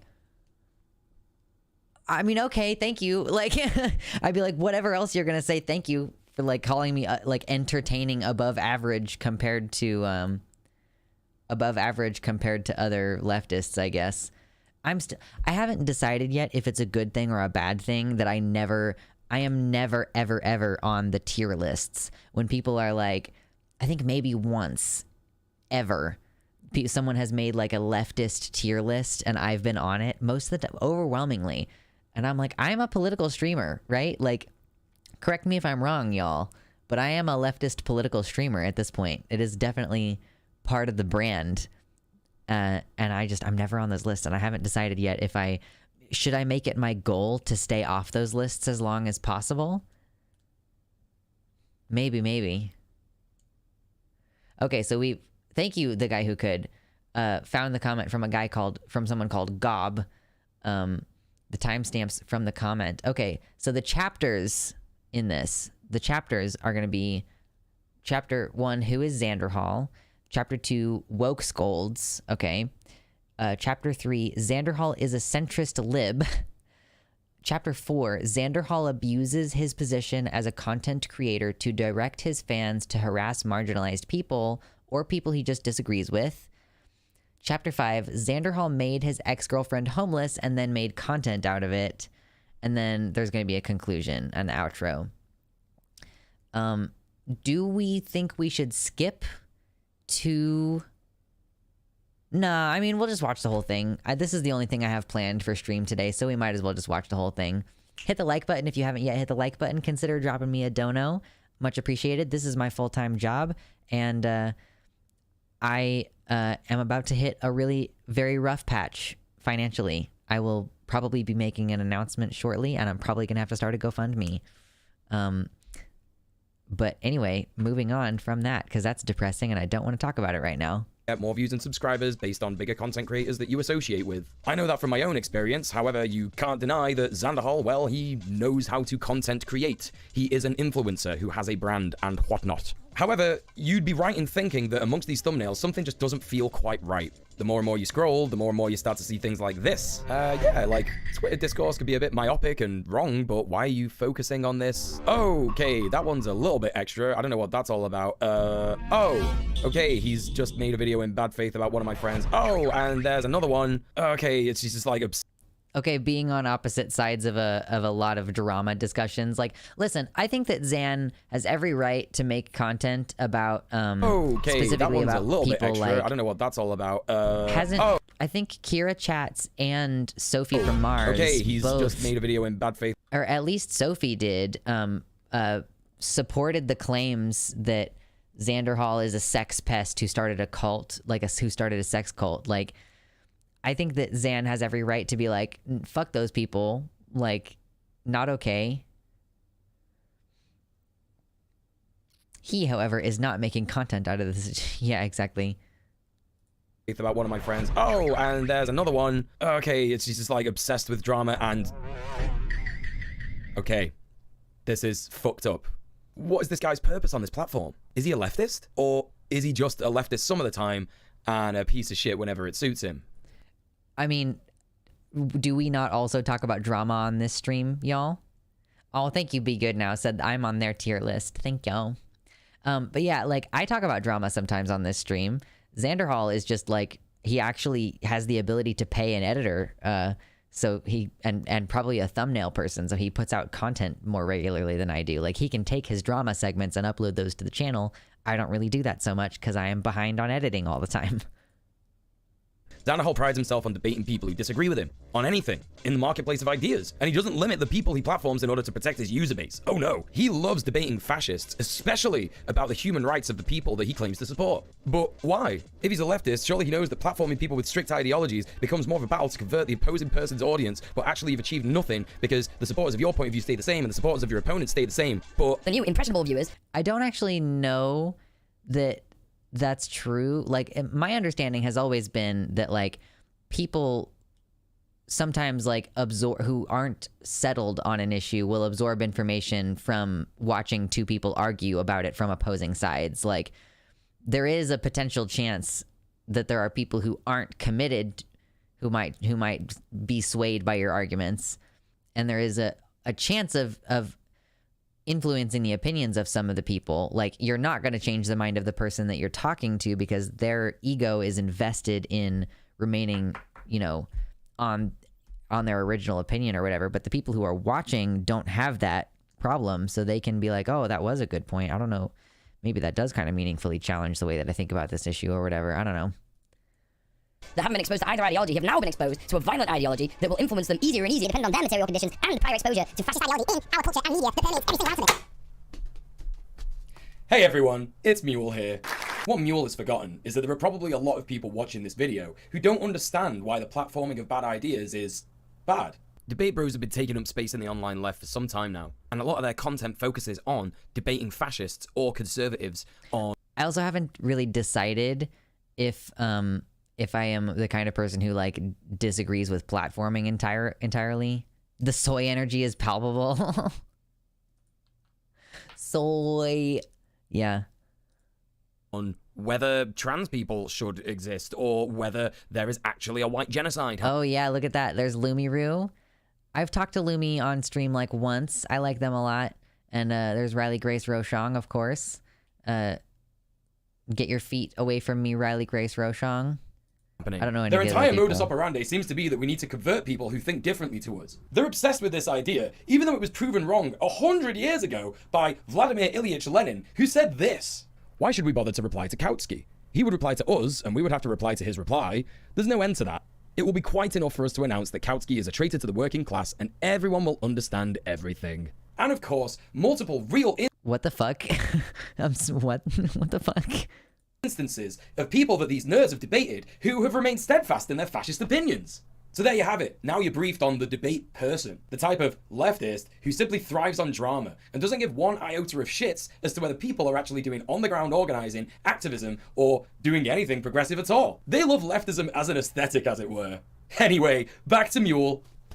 I really, really hate this shit. I really hate it when people are like, you only talk about the things that you talk about for window dressing. Like, it is such a bullshit abuse tactic to claim that you know someone's mind, like to claim that you understand the reasons and the motivations for what they're doing and can speak as an authority on like why they're doing things. Like, and like, this is just an assertion. It's not like, I mean, maybe that you could consider this like the opening statement. So like maybe he'll try to justify that later, but it's like, it seems like the kind of thing that you might want to say like after you've laid out some of your evidence for why that is, rather than just being like, this person is a grifter with absolutely no evidence for that. Like, why? Jesus Christ. Like, comment, and subscribe on this stream. Thanks. Thanks, Mule. So the question remains, does Xanderhal know that platforming fascists goes against everything that leftists stand for? How many fascists has he de-radicalized? Something that's important to point out is that the de-radicalization of fascists is a very real discussion that leftists are going to have at some point, as Nazi views and ideology have the possibility to outlast the potential revolution or global shift towards more radically left-wing politics. What I do know of this kind of action that exists so far is that it's undertaken mainly by charities like Hope Not Hate, who tend to infiltrate telegram groups of fascists like the BNP or the EDL in the UK, who create disorder and sow dissent amongst the rank and file fashion movements who are losing faith in them due to the fact that they're not really addressing their material conditions and seem to be focused on something that is more of a losing battle. What is... Yeah, identity politics? You mean they convince these people that their movement is focused on identity politics and not on improving material conditions? Wow. Certainly not effective is nerds on the internet debating them, especially when those nerds every now and then let their mask slip a little bit and repeat the same fascist talking points they've been arguing against. No, as you can see here, the debate lord Xanderhal tends to actually... Okay, again, a fucking huge claim. ...just focus on drama, which is... Like, I mean... okay, so I guess, like, Xanderhal is a fake leftist because in addition to talking about leftism, he also talks about drama sometimes. Like, he gets accused of stuff and responds to those accusations. Like, that's what several of these things are. Like, Bad Bunny has said shit about me, and I'm explaining why she hates me. Sophie from Mars has said shit about me, and I'm explaining why they, like, why I think they're a liar. Like, I'm talking about conversations that are happening on Twitter around the term femboy. Like, grooming accusations against a very popular streamer. Like, why are you demonizing someone for talking about, like, not important news, but, like, big news about, users on the platform? You know, I don't really get this criticism. Annoying, because you can see from some of his other videos, he's right about some stuff, which is good. But then, why does he focus on myopic things like people on Twitter not agreeing with him? Why does he use words like woke scold and cry? Oh, that's probably why Darvo was in DM's title. That's fair enough. Yeah, I haven't watched her coverage of it. bully. What do those words even mean? Another thing to be aware of when looking at debate bros is their takes. Sometimes their takes are so bizarre that they make no sense whatsoever. For example, this video where Xanderhal clickbaits you into all hell with the title, "My Controversial Take on Platforming Joe Rogan." His hot take is that Joe Rogan is an irresponsible platformer, but shouldn't lose his platform because he's a good interviewer. Now, for a start, Joe Rogan is not a good interviewer. He's a stoner that sits there and goes, "Hey, you ever seen a chimp pilot a jet on DMT?" And if he's irresponsible at platforming people, why then should he keep his platform? I think one of the funniest and most telling things about this video in particular is that Xanderhal is sat there in a Shadow the Hedgehog onesie. You know, Shadow the Hedgehog, the ambivalent, cool, and edgy character from the Sonic the Hedgehog series that doesn't really care about good or evil. He's too cool for that shit. Whilst Xanderhal is sat there being ambivalent and edgy and not really caring about good. Okay, I just feel the need to point out, do you see this thing down here that says feed me? It's kind of like this thing that I have up here that says like September bills and is keeping track of how much money you've donated to me. This is Xanderhal. Like for a while, he was like, if you get to $300, we did this for a little while. I would be like, if we hit $100 this stream, then I will put on like my cute little flower headdress. And I guess I'll put out that offer again today.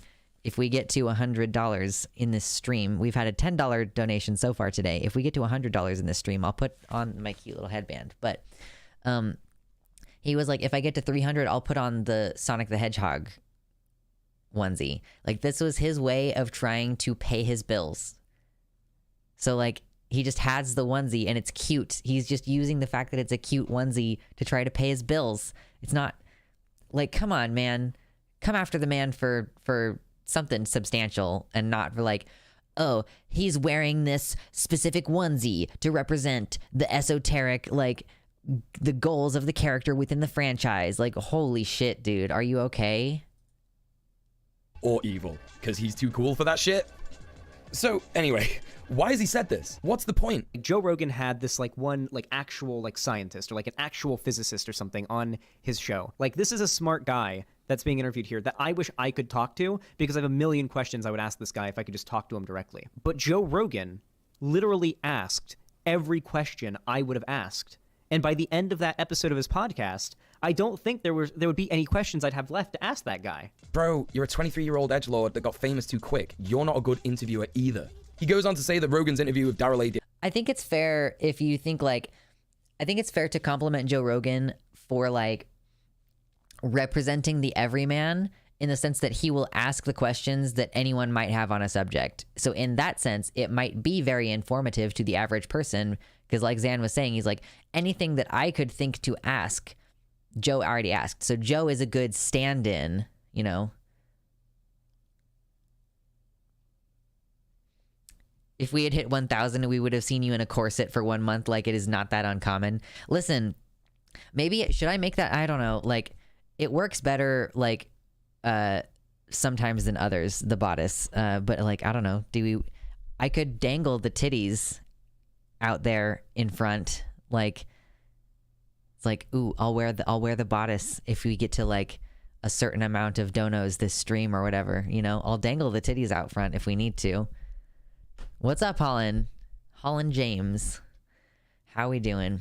Again, back with a new account. Oh, gosh. Anyway.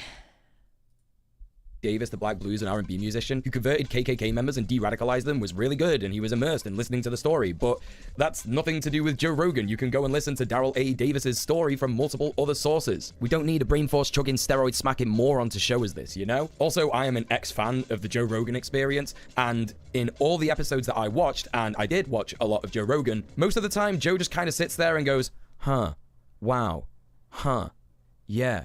Whoa. Bring me on Joe Rogan. I will talk your ears off all day long about phalloplasty. Someone get me on Joe Rogan. More importantly, someone get me on Ethan Klein's show, because I think Ethan Klein is actually kind of a cool dude, and I would like to talk to him, and I will talk his ears off about phalloplasty. That's not a fucking joke. If Joe Rogan's a good interviewer, Do they not want me on there until after I've actually had phalloplasty? It's going to be a long time before I can afford it. Literally the most best video essayist of all time on the internet. And I know I'm not.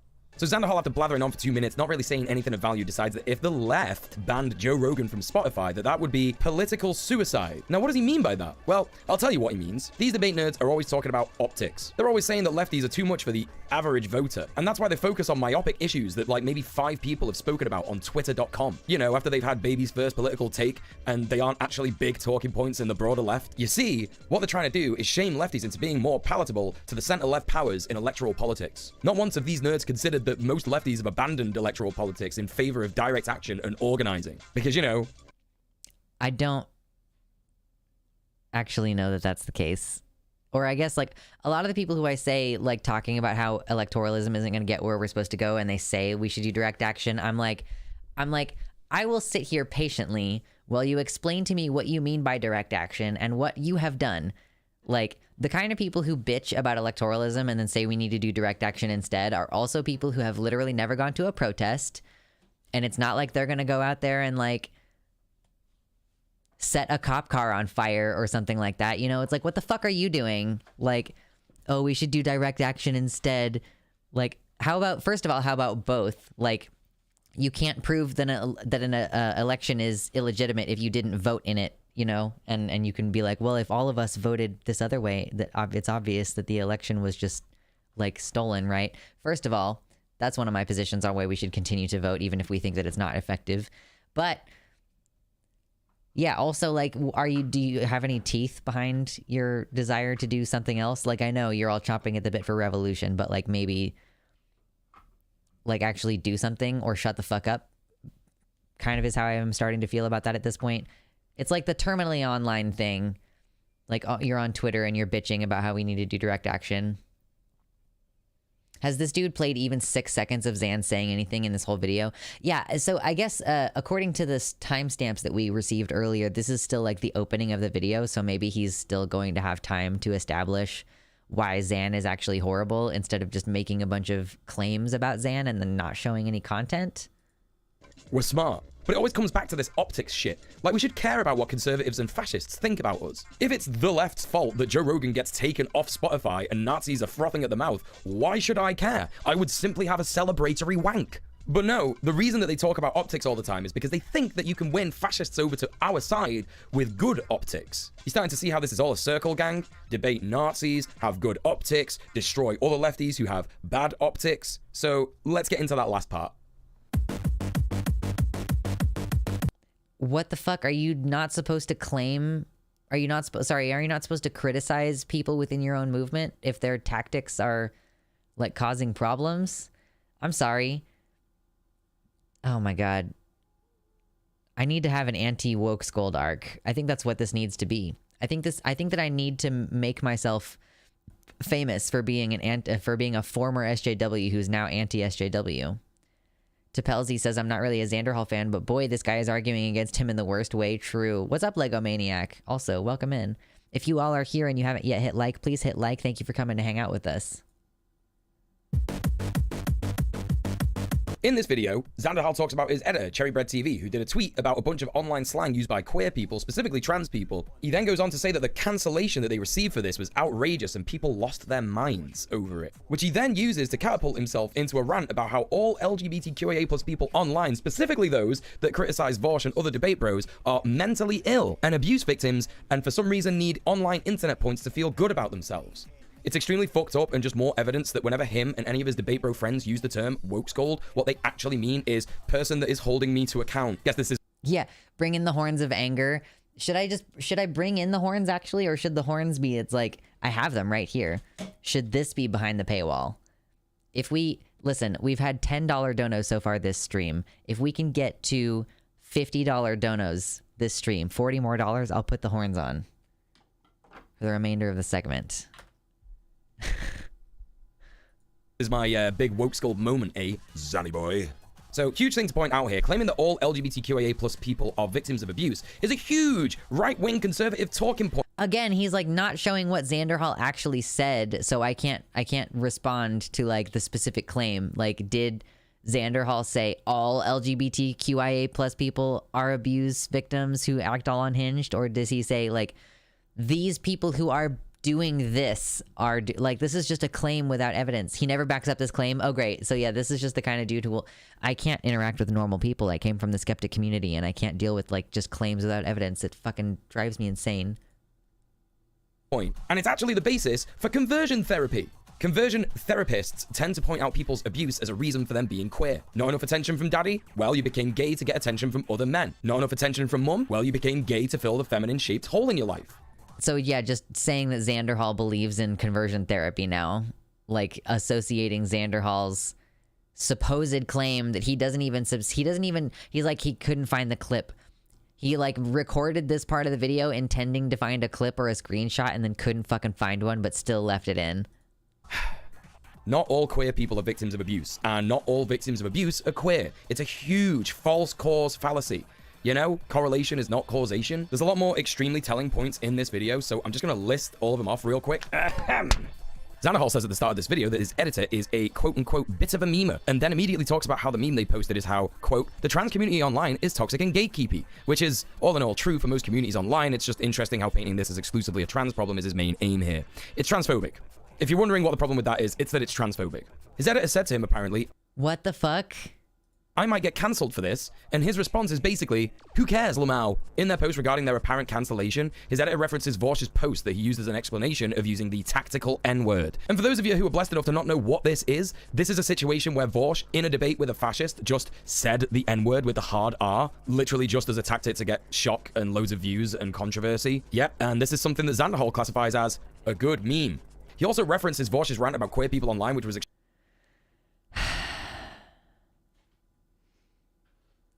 I don't. Voosh moment. I know, like, this is so many, like, layers of association right now.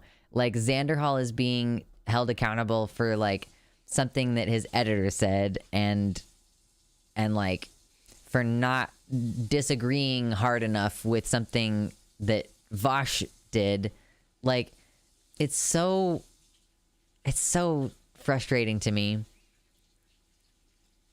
And like Cherry, this like talking about the word femboy and like joking that it's a slur, or like that people are treating it like a slur and like censoring it and everything, you know. Like, I don't know. Have I ever talked to Xanderhal? We have talked in the DMs a little bit.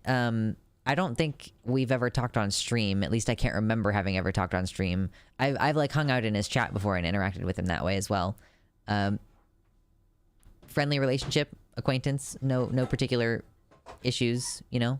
I would chat with him. We just haven't had any particular cause to up until this point. Yeah, Vosh told people to vote for Biden, thus retroactively paint 3 crime bills. True. Luxander. I know. Listen, like, because his name is Alexander and like my name also pulls from the same roots. Like, yes, there is an inbuilt like ship name. Please don't be weird about it. Yeah.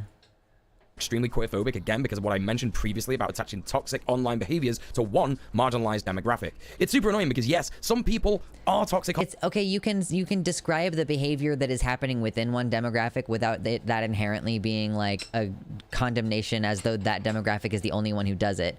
Like, I have been witnessing that, like, there are groups such as like certain subsections of like people of color on Twitter who also engage in the same kind of stupid fucking behavior where like you ask a question and people like take the fact that you didn't use proper punctuation as like, oh, this is a statement and not a question or whatever, you know, like, let me just misunderstand you in the most uncharitable way possible. Like, I'm used to that shit. It's like the most stupid fucking tactics you can possibly use, and they're on Twitter all the time. Online, but just log off. You don't have to see those people. This isn't a huge thing to worry about for most people, but you see, the people that Xanderhal's actually talking about here are just people that disagree with him, and he can't have that. Oh no, God forbid. He starts to say that the way to solve this problem is to make sure that there are less transphobic and queerphobic parents out there, kind of trying to reinforce the fact that his de-radicalization is the solution to a lot of problems. Not that, you know, he should reflect on some of the more problematic aspects of his behavior that these so-called woke scolds point out. Now, I'd be lying if I said that people didn't go too far online. Absolutely they do. I've seen... I am honestly getting to a point too where like I'm kind of seeing people who engage in woke scold type rhetoric increasingly as like It's like, I don't really care about any of your criticisms anymore. Like, yeah, just log off, said during a 1.5 hour video essay. Like, generally, like, if you're the kind of person who will just say, this person is racist, and then, like, not say why, or, like, act like people asking for receipts is, like, oh, so you're saying you as a white person need to judge whether or not this person is like, you think you get to say, and it's like, well, if you're gonna fucking call them racist, you should not feel like it's unreasonable for me to feel like, well, I would like to know why you're saying that. Like, I want to know why, and, like, yes, also to be able to engage my brain, my critical thinking brain, to, like, determine for myself, yes, whether I think this person's behavior is outside the realm of acceptable behavior, because, like, I see a lot of stupid, minute bullshit get blown up into some, like, clearly, like, a mountain out of molehill bullshit situation, just constantly in these circles. So, yeah, like, I don't understand why things are the way that they are on the yeah, it's gotten so bad with the Keffel shit. I'm so tired of it. Like, yeah, I don't trust people who do things like that. I'm like, I really don't care about your criticisms if you're the kind of person who will just be like, racist. Like, I don't fucking care what you have to say for the most part about pretty much anything. So I can kind of understand where Xanderhal is on these things, where he's like, I don't like all of these people in this general, like, subgroup of where, like, they generally behave like this. Like, I don't respect anything that comes from that group, essentially. Yeah, is this claim even true at all? Stop sea lioning. How could you? Yeah. Ugh. Hundreds and thousands of babies' first political opinion, and people who really go ham and puritanical on issues that aren't really that much of an issue once you put them under a close analysis. But if I thought that people doing that was a problem, I'd be doing a video about them and not debate bros. It's good that people are exploring the boundaries of our language and how the roots of certain words can be harming people and how certain attitudes and behaviors need to be changed. It shows that our culture is evolving into one. Okay, I think that the whole roots of certain words could be harming people thing, if you're talking about, like, etymologically the roots of words being harmful, I think that's horse shit. I think it has more to do with, like, the current uses of how they're being, like, harmful toward people. Like,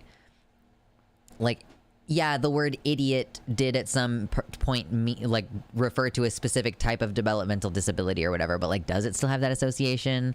Are we gonna just say that insinuating someone is stupid in any manner is, like, a horrendously ableist thing to do? You know, like, yeah, moron used to be used in that way. Like, if it's disconnected in time from, like, whatever original problem that you had with it, like, I don't really believe in, like, the historical harm of this term, like, because lunacy used to refer to something very specific, so you shouldn't use, like, lunacy when you're describing whatever. Like, okay, if you really want to get into it, lunacy just refers to, like, the moon and, like, the effect that the moon supposedly had on people and their moods. Nanners, yeah, exactly.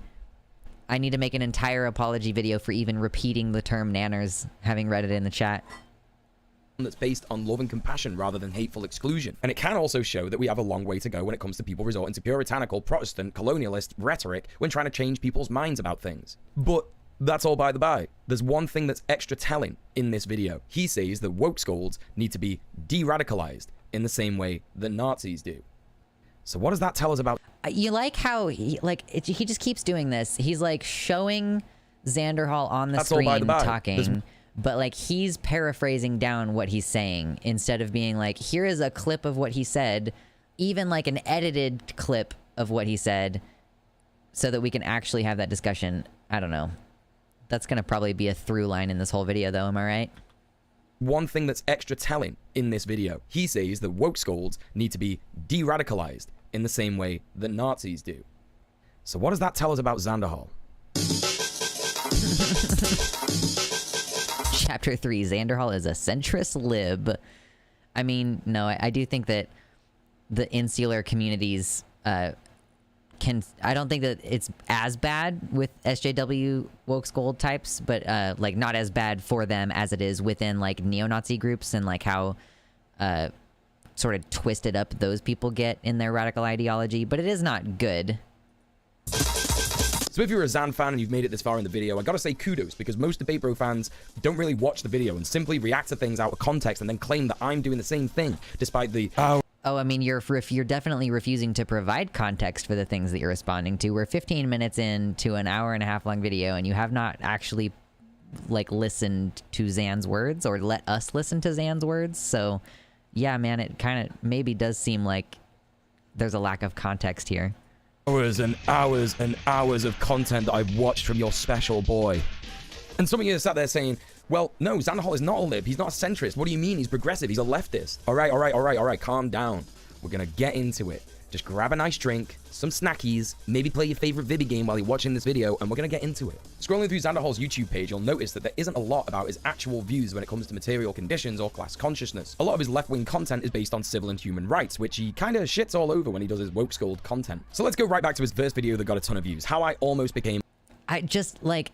Again, like making broad statements about the man's content. Maybe show some fucking thumbnails when you're making references to what the videos are that you're talking about. Like, what do you mean? Like, all of his social comment, like, all of his leftist content is about social stuff. Like, okay, social issues are not resolved yet. Like, not everyone is going to focus on material conditions. He's a fucking, like, barely out of teenage years person who didn't go to college and stuff, like, who came from an abusive environment. Like, do you honestly think that he's gonna have all of the solutions to, like, the homeless problem? I don't know, man. This is the, like, that's the same issue that I have with, like, anybody who, like, is dealing with the idea of less structured government and stuff. They're like, well, how are we gonna do this? How are we gonna do that and that and that? It's the supply chain question. Like, demanding that the anarchist come up with a full-scale society-wide solution, as though, like, the capitalist would be able to come up with the currently existing supply chain and like describe it whole cloth out of fucking nowhere, as though these things don't need to develop collaboratively. I don't know. Personal frustration of mine. Alt-right. He starts off by saying he never really went into politics and had a fairly progressive mom who taught him why it's wrong to be racist, misogynist, and bigoted in general, and that he was super disappointed in the USA and Americans in general when Trump got elected because even he could see that Trump was a bad guy. He then talks about his radicalization through YouTube content. It's so weird listening to this because it's almost like he's talking about himself when he talks about Chris Reagan, who he describes introduced him to alt-right content. He says that Chris described himself as center-left and did a lot of content about how feminism was obsolete in the USA in 2016. Obviously, Xanderhal doesn't do content like that, but he does do content that attacks people that are too left-wing for him or annoy him personally. A lot of similarities, you know? The video is very short, so I'd encourage you to watch it. I don't think those things are very similar. Like, I mean, not really. But the long and short of it is that he went further down the pipeline until Charlottesville and the murder of Heather Heyer, and then he saw that that shit was actually really bad and wrong, so he started to lose faith in it. He then talks about how Destiny pulled him out of the alt-right pipeline. For those of you that are somehow blissfully unaware of Density, here is a quick recap. He started making content on Twitch when it was still Justin. I don't want to know about Destiny's recap. Don't recap Destiny's whole fucking political career to me. Going to be too boring and sack the idea off, which is actually fair enough because I think that reading theory on a live stream is extremely boring content and I definitely would not be down for that. But it does kind of show that he's not really interested in that stuff, and the vast majority of his other content clearly shows a lack of understanding about how the working class struggle intersects with the civil rights that he supports. What's also interesting to point out is that while Xanderhal says that Destiny... I mean, that might be a fair criticism. I'm not sure because you're not showing any fucking examples. He saved him from the alt-right pipeline. Xanderhal doesn't appear to have actually ever been debated on his alt-right views. He simply saw an example of right-wing views being torn to shreds in the form of Destiny debating a white supremacist. The major difference between this and other forms of de-radicalization is that it simply made him not a Nazi. Did it make him a... Okay, hold on, give me one quick second.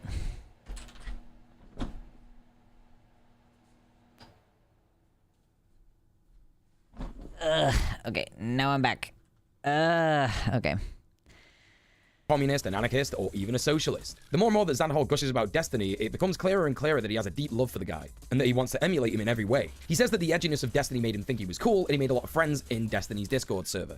Now, the next part is extremely interesting. He talks about our schoolboy Sean's video, The Fate of the Frogmen, a video in which Sean talks about the online alt-right and their slow, sad march into irrelevance. And Xan the man says that this was the moment that he truly understood what had happened to him. Basically admitting that Sean, a video essayist, made him really understand what had happened to him, versus watching the debate with Destiny, which simply made him stop being a full-on Sieg-heiling Nazi. Nazi. It's interesting that he talks about learning social structures and disavowing capitalism, but a lot of his content just really isn't about that. One of the most important things to happen over the last year for a lot of leftists is the wave of unionization that's happened across the US and the world. If Xanderhal was covering a lot of this, that'd mean a lot of people learning about a lot of good stuff. He's got one video that's 18 minutes of him covering the Staten Island warehouse unionization, but it's got woefully low views. Hell, I know the feels on that one.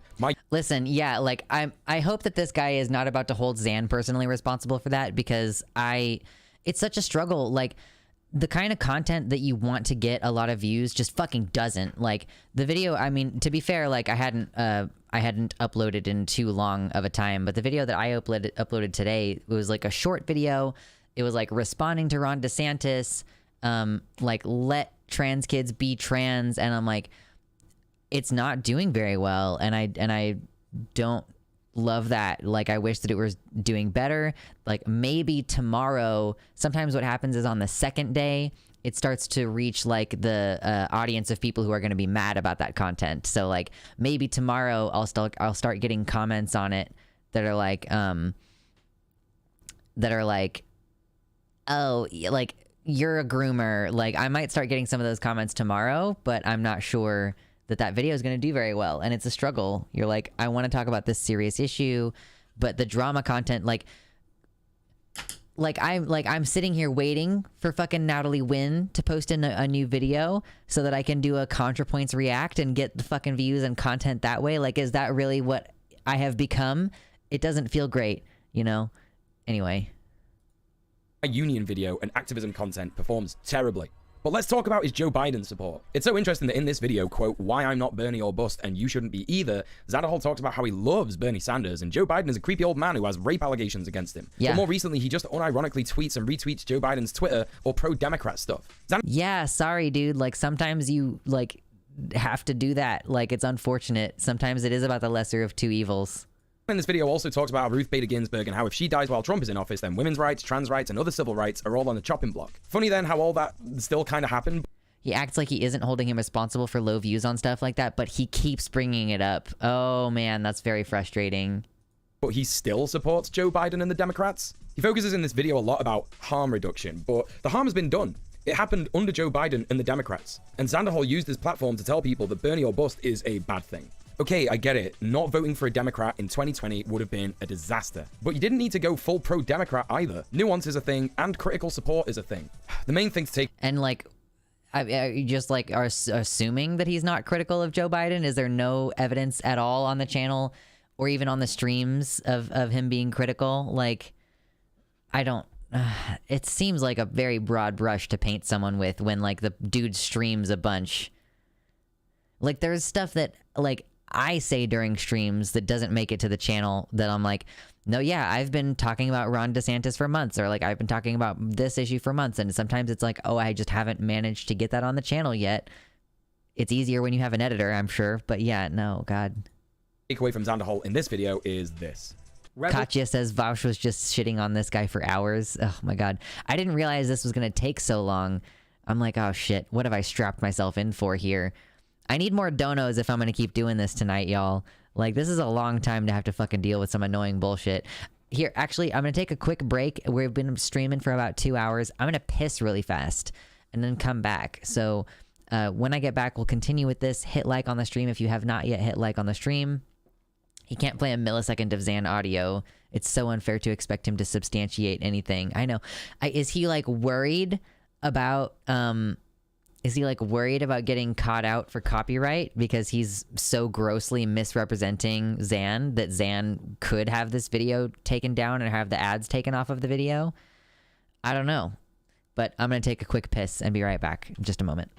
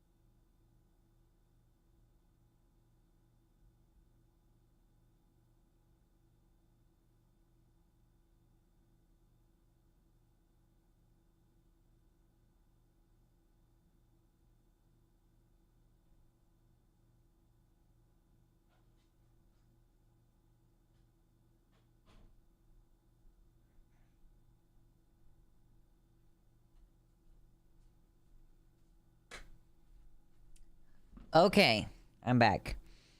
Looks like we didn't lose too many people, so this is good.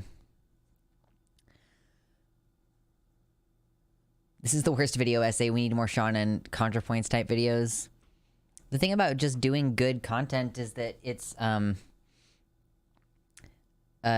hard. Like, it takes a lot of time to get the content good. What's up, Dank Cat Lord? Welcome in. And what's up, Juniper Fox over in the YouTube chat? We're just chilling, enjoying this. The Vosh stream over. Whiteleaf's Phantom has arrived. Uh-oh. What's up with Otro? Revolution isn't happening in the foreseeable future. All we can do at this current moment is work within our current electoral system. Anybody who's still burning your bust at this point, there's no changing their minds. Fuck them, okay? They don't give a shit about my... Okay, here's the other thing too. As a streamer, I don't actually know that I can advocate for direct action, quote unquote. Like, I don't know that I can actually, like, legally say that I support anyone doing anything outside of the... Like, I can't recommend that you do anything that threatens the structure of the government, you know?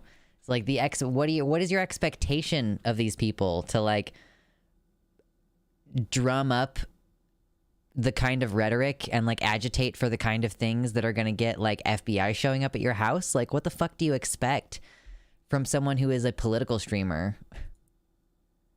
Minorities or anybody in this country whose life is on the line in this election. This is such a reductive take, and again has been proven wrong by the fact that said minorities have suffered under Biden, as we previously discussed. So the question here is this: if Xanderhal loves Bernie so much, why is he so willing to claim You're the not a real majority of lefty people unless who you support Fed Bernie post. don't care about marginalized people's rights? So my theory is this: as we said before, when Xanderhal said he lost a lot of faith in America after Trump was elected, he sees that as the catalyst for him going down the pipeline. So for him, beating Trump is paramount in that election because he sees his radicalization as Trump's fault. Which is true as far as we can tell. Steve Bannon, who I've talked about on the channel before, was a bigwig on Trump. I don't know that anyone has ever really given me a clear definition of direct action. I think that fundraising does count as direct action. I think that you, like, are materially making someone's life better, in which case do some direct action by donating to me. Do donate to me, but not because it's direct action. I don't know that I would consider it direct action. I think Vosh's explanation was perfect. If you're a video essayist rather than a debate streamer, you can take all the time you need to build immaculate rhetoric and get people on board with really shit ideas and arguments, which is so fucking wild considering so many video essayists now literally do lazy, poorly researched, and very rhetorically weak hit pieces. That's fair enough. People love to say direct action vaguely. I agree, Juniper. Yeah, I think people are not specific enough when they're like, oh, don't vote, do direct action. Like, well, what does that mean? Describe what you mean, please. Trump's campaign and literally wanted to radicalize gamers to the far right. However, what seems to be more important to Xan than the nuance that Bernie or Busters have a point, or that even Bernie or Busters do care about marginalized people, is that Trump gets beat in the election. To Xanderhal, this is a cathartic thing that he needs, and to be fair, it actually was for a lot of Americans and people around the world. It's also safer. Especially people in a similar position to Xanderhal who got radicalized by alt-right beliefs and then realized that they've been taken for a ride. It's kind of like revenge for them, if you will. See now, what happens with revenge is that you become a bit blinkered and you lose sight of the bigger picture. Neoliberals are actually primed for this kind of worldview. You know, it's the I'm all right Jack mentality. Also, a bit of a sidetrack, but I just want to point out in this video, he says this. Nuking Japan was justified, though. It's sort of like a hard discussion, but yeah, from what I've seen with all the arguments, it does seem like it, like the good does outweigh the bad, and it's like the train, it's like the trolley problem, you know. It's a really fucked up situation, but we're not going to talk about that right now. I'm not informed enough about that in order to say whether that was like a bad call from Xan or not. Not the one. Yeah, I tend not to say direct action. I say what I'm talking about more directly because of that. Yeah. I do love British people telling us how to vote. True. True. True. Xanderhal then goes on to talk about all the bad things that are going to happen if Trump gets re-elected. Such as the US will slip further into fascism, Roe v. Wade will get overturned, the attacks on LGBTQIA+ people will increase and continue. He also focuses on COVID-19, saying that it will continue to ravage the US unchecked. Let's take a look at what happened under Biden. I mean, fair enough, but like, I do think it would be worse if Trump were the president still. Like, I do think that if any Republican were in office, it would be much worse than it is. At least the way that it is now, they're like suing Alabama about their anti-trans like healthcare bullshit, like, you know. The US has slipped further into fascism. Roe v. Wade has been overturned. Attacks on LGBTQIA plus people have increased and continued. COVID-19 is still ravaging the US unchecked. What's really interesting about Xanderhal and his ilk is that they are obsessed with electoral politics and seem to see it as the be-all and end-all despite identifying themselves as leftists and in some cases anarchists. From a more critical point of view in which you can easily observe and analyze electoral politics to be milquetoast and achieving anything good at best, we understand that the most important thing to do, especially nowadays, is to organize, create instances of direct action and mutual aid in order to remove dependence on the state, build dual power, and eventually sever all ties with those who claim to govern us. Okay, at least there were a couple of things in there. Yeah, do you think that happened because of Biden's election or Trump's? I mean, like, a lot of that stuff is carryover. Like, the Roe v. Wade is carryover from the last, like, the last election, obviously. Like, the increasing attacks on queer people, like, those are happening, like, being proposed by, voted for back then also, you know? It happened under Biden, so it's his fault, is legit Republican levels of delusional. It's certainly a very common argument. It's certainly a very common thing that's like, oh, you know, one president sets things up and the next president comes in and ends up getting blamed for all the problems or taking credit for all the good stuff, depending on who teed it up before them.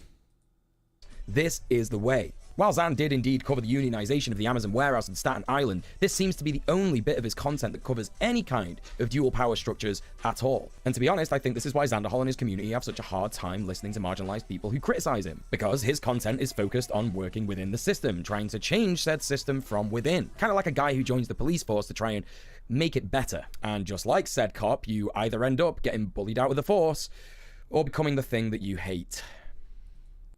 Like, says the guy who criticizes Xan for being anti-cop within the community. Like, to be totally clear, woke scolds are cops. They police each other. And they want to police me. They want to police you. And say, you can't call yourself a femboy if you're not a trans woman, or you can't call yourself a lesbian if you're a trans man. They want to police you and tell you what to do. Like, being against that is basically just being anti-cop. But this guy is criticizing Xan for that and calling Xanderhal a cop. Like, what the fuck is wrong with you, dude? Oh my god. Okay, here we go. Xanderhal abuses his position as a content creator to direct his fans to harass marginalized people or people he just disagrees with. I need to, like, start watching these other... Listen, I need to start disagreeing with people more often, okay? And here's why.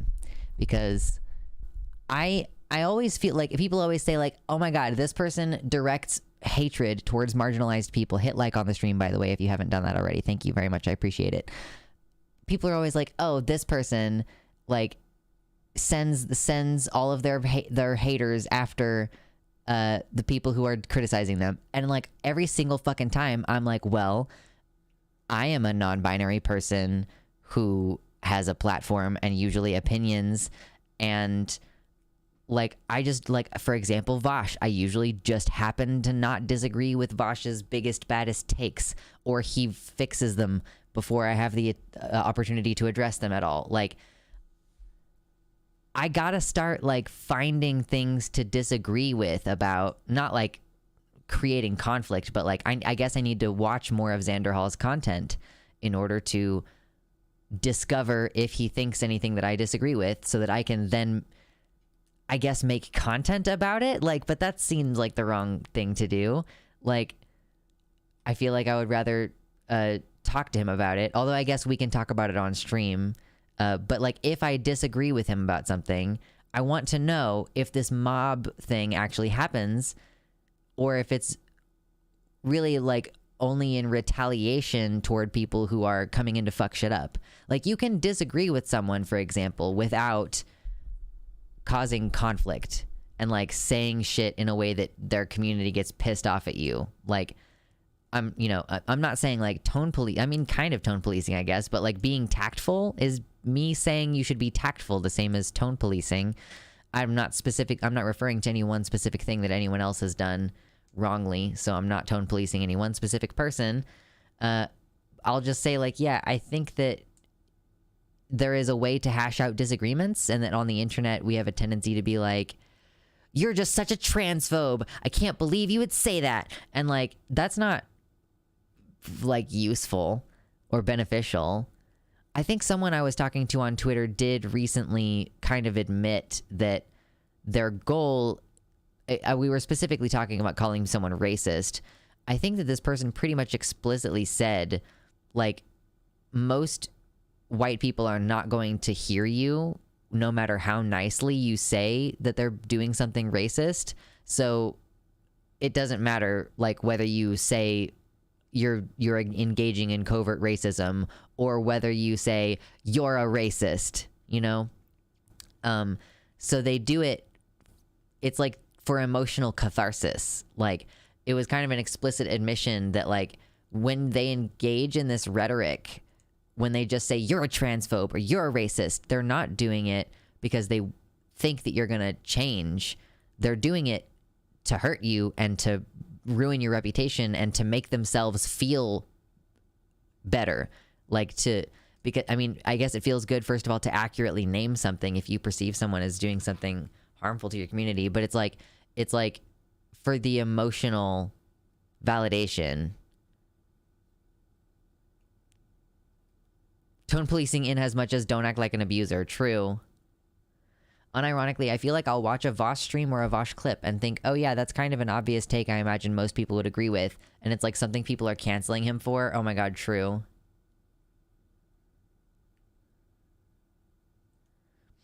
On a personal relationship level, I care about whether I'm accepted or not. Truthfully, I know who I am and what I think, and I don't need another person to validate me in order for me to know myself. Yeah, that's true. That's a good place to be. Yeah, with your love of slurs, this sounds like playing with fire. Wait, which part sounds... Wait. Which part sounds like playing with fire? Anyway. Let's continue watching this silly nonsense. Oh my god, this music. So, I want to preface this segment with this. I'm going to be talking about one of my best friends, Sophie from Mars. She is one of my favorite people. She's one of my co-hosts on Red Planet. She makes me laugh. She has helped me build my channel to what it is today. She reinvigorated my love of all things based, and her eloquent commentary on the state of the world and what needs to be done today in order to improve the lives of people has inspired me to do the activism that I am involved with today. So in short, I'm biased. However, I'm well aware that bad faith actors won't care either way, so... Oh, my love of slurs might make it dicey to engage in arguments with people on Twitter/YouTube. Yeah, I mean, I don't necessarily want to engage in arguments. I just want to engage in disagreements. Like, if people say, like, oh, if you are a marginalized person and you so much as disagree with Xanderhal, he'll send all of his minions after you. It's like, is that actually true? Or is it like, if you're a huge cunt in the process of disagreeing with him, then the community is like, hey, you get the fuck out of here. You know, like, I don't know. Anyway. Of course, I'm going to be biased as fuck in defending my friends. But you, it's rad and cool and good, actually, to be biased and defend your friends. Also, I think the main thing to point out, in case you didn't figure it out... If they're perpetuating lies about someone, I think that maybe you should not do that. Already is that I'm extremely biased against debate bros anyway. So if your main criticism of this video is that I'm biased, then, well, duh. It's actually cool to be biased against things that are bad. Also, it's one letter away from beast. Xanderhal made a video earlier this year in May. It's called... Agree. That's so embarrassing. I'm sorry. That's so embarrassing. Just being like, I am just gonna put out there that I am biased and like not critically examine that further, I guess. Like, not examine that it is making that it could potentially make like my perception of who is right and wrong. Like, you think that the fact that Sophie is your friend maybe doesn't make you predisposed to believe her, even if her assessment of Xanderhal's character is totally fucking wrong? Like, all right. lefty YouTuber Sophie from Mars is a lying joke. Now, I don't know why I didn't put any spaces in Sophie's name there. Just a bit weird, but let's move on. Now, the first thing I want to draw your attention to is how many views this video got. It's over 30,000. And his videos where he talks about unions is at a measly 4K. And I want you to remember this before we get into this segment. Every piece of content that Xanderhal makes where he is attacking a marginalized person, be it a woman, a trans person, a black person, gets so many more views than any of his other content. His followers fucking love drama. Now, this video sucks for many reasons. The algorithm favors drama. Sophie has lied about Xan before on Twitter. Yeah, she jumped on the, like, sex cult allegations. But let's just have a look at the comments before we watch the video. And there's a reason that I'm doing this, and I'll tell you in a bit. Jesus fucking Christ, the aggression in her tweet. I don't see how people cannot see through such... I don't care about this. Show me the video. One who... Freaking... That ain't... body... Twitter rants. But it's functionally... reasons is being painted about my friend. So let's move on. A lot of essays. Stop. I my don't best friends care. And I've been a political... Okay, stop holding... Like, what is your point with this? I don't fucking... Hold on. I'm gonna scrub through and try to figure out where we get to... Are you gonna actually show what Xan said? Or, like, why are we focusing on the comments under the video? I don't care about the comments under the video. And now we're on Twitter again. Oh, that's Xan's stream. Okay, finally. People, what did she say and why did she say it? From these comments, it really sounds like she's a hypersensitive, overbearing, terminally online monster. So, what is it? What happened? Cherry Bread is quote tweeting Sophie in bad faith here about something that actually happened. Now, I have to bring this up because this is something that's mentioned in this tweet. Okay, so we're just asserting that Cherry said something in bad faith, which is again, like... without substantial evidence, just an assertion about what something, like, about someone else's intentions. Cherry Bread is quote... Sophie said, it was Vosh fans who had What the Trans suspended for criticizing Vosh. What the Trans is a community resource for trans people in the UK currently trying desperately to survive as our government is trying to strip us of our rights and kill us. This is just some individual person who, I can't even remember what their criticism was of Vosh. But this person, Cherry said, I am not surprised the person who months ago supported the sex cult lies about Xan is now spreading more lies, this time about Vosh and his community. Did Vosh fans, like, report What the Trans a bunch? And did What the Trans actually have something on their account that was worth being reported for? Because I was there for this drama, but I don't remember it. People were nice to What the Trans. Oh, I remember. What the Trans posted a question like, I don't understand why trans people like Vosh. So if you're a trans person who likes Vosh, can you explain why? And a whole bunch of people, like, explained why. And What the Trans ended up deleting the tweet. Like, yeah, Tempest's response in the What the Trans thread actually made me cry, a happy cry. Yeah, I mean, a lot of it was like, he makes me feel more comfortable as a trans person. Like, I like that he advocates for trans people, you know? It was a whole bunch of various stuff. Tweeting Sophie in bad faith here about something that actually happened. Now, I have to bring this up because this is something that's mentioned in this tweet. So, the sex cult stuff. I was actually going to include the sex cult drama in this video, but the main victim who spoke out against this has categorically said that she does not want people making content about what happened to her anymore. And so in situations like this, it's incredibly important to center the victim's voice. So I will not be talking about this. But still making it absolutely clear by saying that I think that Xanderhal is a sexual predator who started a sex cult, and that the person who accused him is a victim unilaterally and not someone who made some shit up, which seems to be the case based on all of the evidence that I've seen. However, with all that in mind and my actual knowledge of what happened, it is a extremely relevant thing for people to bring up about Xanderhal. So apparently, just for believing victims, Sophie here is being labeled as a bad faith actor who is spreading lies about the community. Really interesting here that this is about What the Trans, a trans community support network that does a lot of exposés on gender criticals and TERFs. It's just some person, by the way. It's not like an organization. I thought, like, based on the wording of that tweet, and even based on what this person just said, DJ just said, like, it's not like a network or like organization or something, as far as I could tell when I looked into it. It's just some fucking person with a Twitter account. question here is when What the Trans asked trans people who support Vorsh why they support him when he's been so transphobic in the past. It didn't make sense. What the Trans then talks about is how it was absolutely Vorsh fans that Dogpile reported this tweet to get the account suspended. As I said, this is an account that helps trans people a lot. What the Trans even mentions that gender criticals and TERFs normally don't bother mass reporting trans activist accounts. They tend to focus. Why am I smelling craft beer all of a sudden? Oh my god. The craving for alcohol is ridiculous. But yes, no, it's the beard is definitely giving craft beer. On popular cis allies or popular trans people themselves. I want to draw your attention back to this comment on the video. The aggressive tone being described here is not something that you can take from words on the screen that is Sophie's tweet. However, Xanderhal seems to be trying out for an Oscar here. His fans are belligerent, obnoxious, creepy chuds who harass and shame other content creators for expressing any disagreement with him in ways no other creator's community ever does. So when Xan first stops reading the tweets in this hilariously villainous way, he says that, by the way, nothing here makes sense.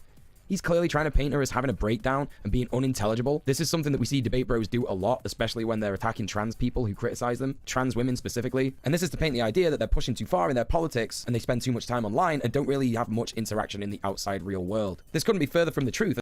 I mean, I don't know that it's a salient criticism of Sophie, but I do think that that is a salient criticism of some people. I think if, like, someone were to accuse me of that, it wouldn't be inaccurate, but I just don't engage in this behavior. So, you know, I'm just saying, like, I don't do as much like IRL interaction as I do internet interaction. I just choose not to interact with people who behave like that. Yeah, What the Trans isn't a trans advocacy account in the same way Katie Montgomery is. They don't do anything really to specifically attract the ire of GCs, whereas more staunch trans advocates like Vosh absolutely do. That's fair. Anyway. For not just in most of the trans women that debate bros send for online, but Sophie in particular. She has literally 2 videos here of her going and speaking at trans rights protests. This is more activism than I've seen from literally any fucking debate bro. So, talking about bad faith, this is bad faith in its entirety. While Xanderhal is talking about this, his chat further adds to the narrative that Sophie is a monster, calling her a psycho amongst other bad faith arguments. Who is this Sophie? It's not the Sophie I know. The one that I've spent literal days with, who loves and cares about her friends. She loves and cares about her comrades so much and is desperate to get people to change the horrific world that we live in. I certainly wouldn't call her a psycho. Just look at how easily his audience... Okay, well, she did, like, come after him on Twitter on more than one occasion, and he has not ever done anything to her. Eats this shit up. And remember, this is an audience that has a huge overlap with Destiny and Vorsh. And so this is the main point in the video where I want to show that Xanderhal really doesn't understand the meaning of the word ally. An ally is not someone who uses marginalized people in their community to win arguments or support their biases. It's really funny because in my video that I did on Vorsh, I had so many people in my comments telling me that it's good and correct to criticize Blair White and Candace Owens. And no, for a start, if you're cis and white, it isn't your place to focus on those people. It isn't your place to tell trans people and black people who best represent their community. Of course, I fucking hate this shit.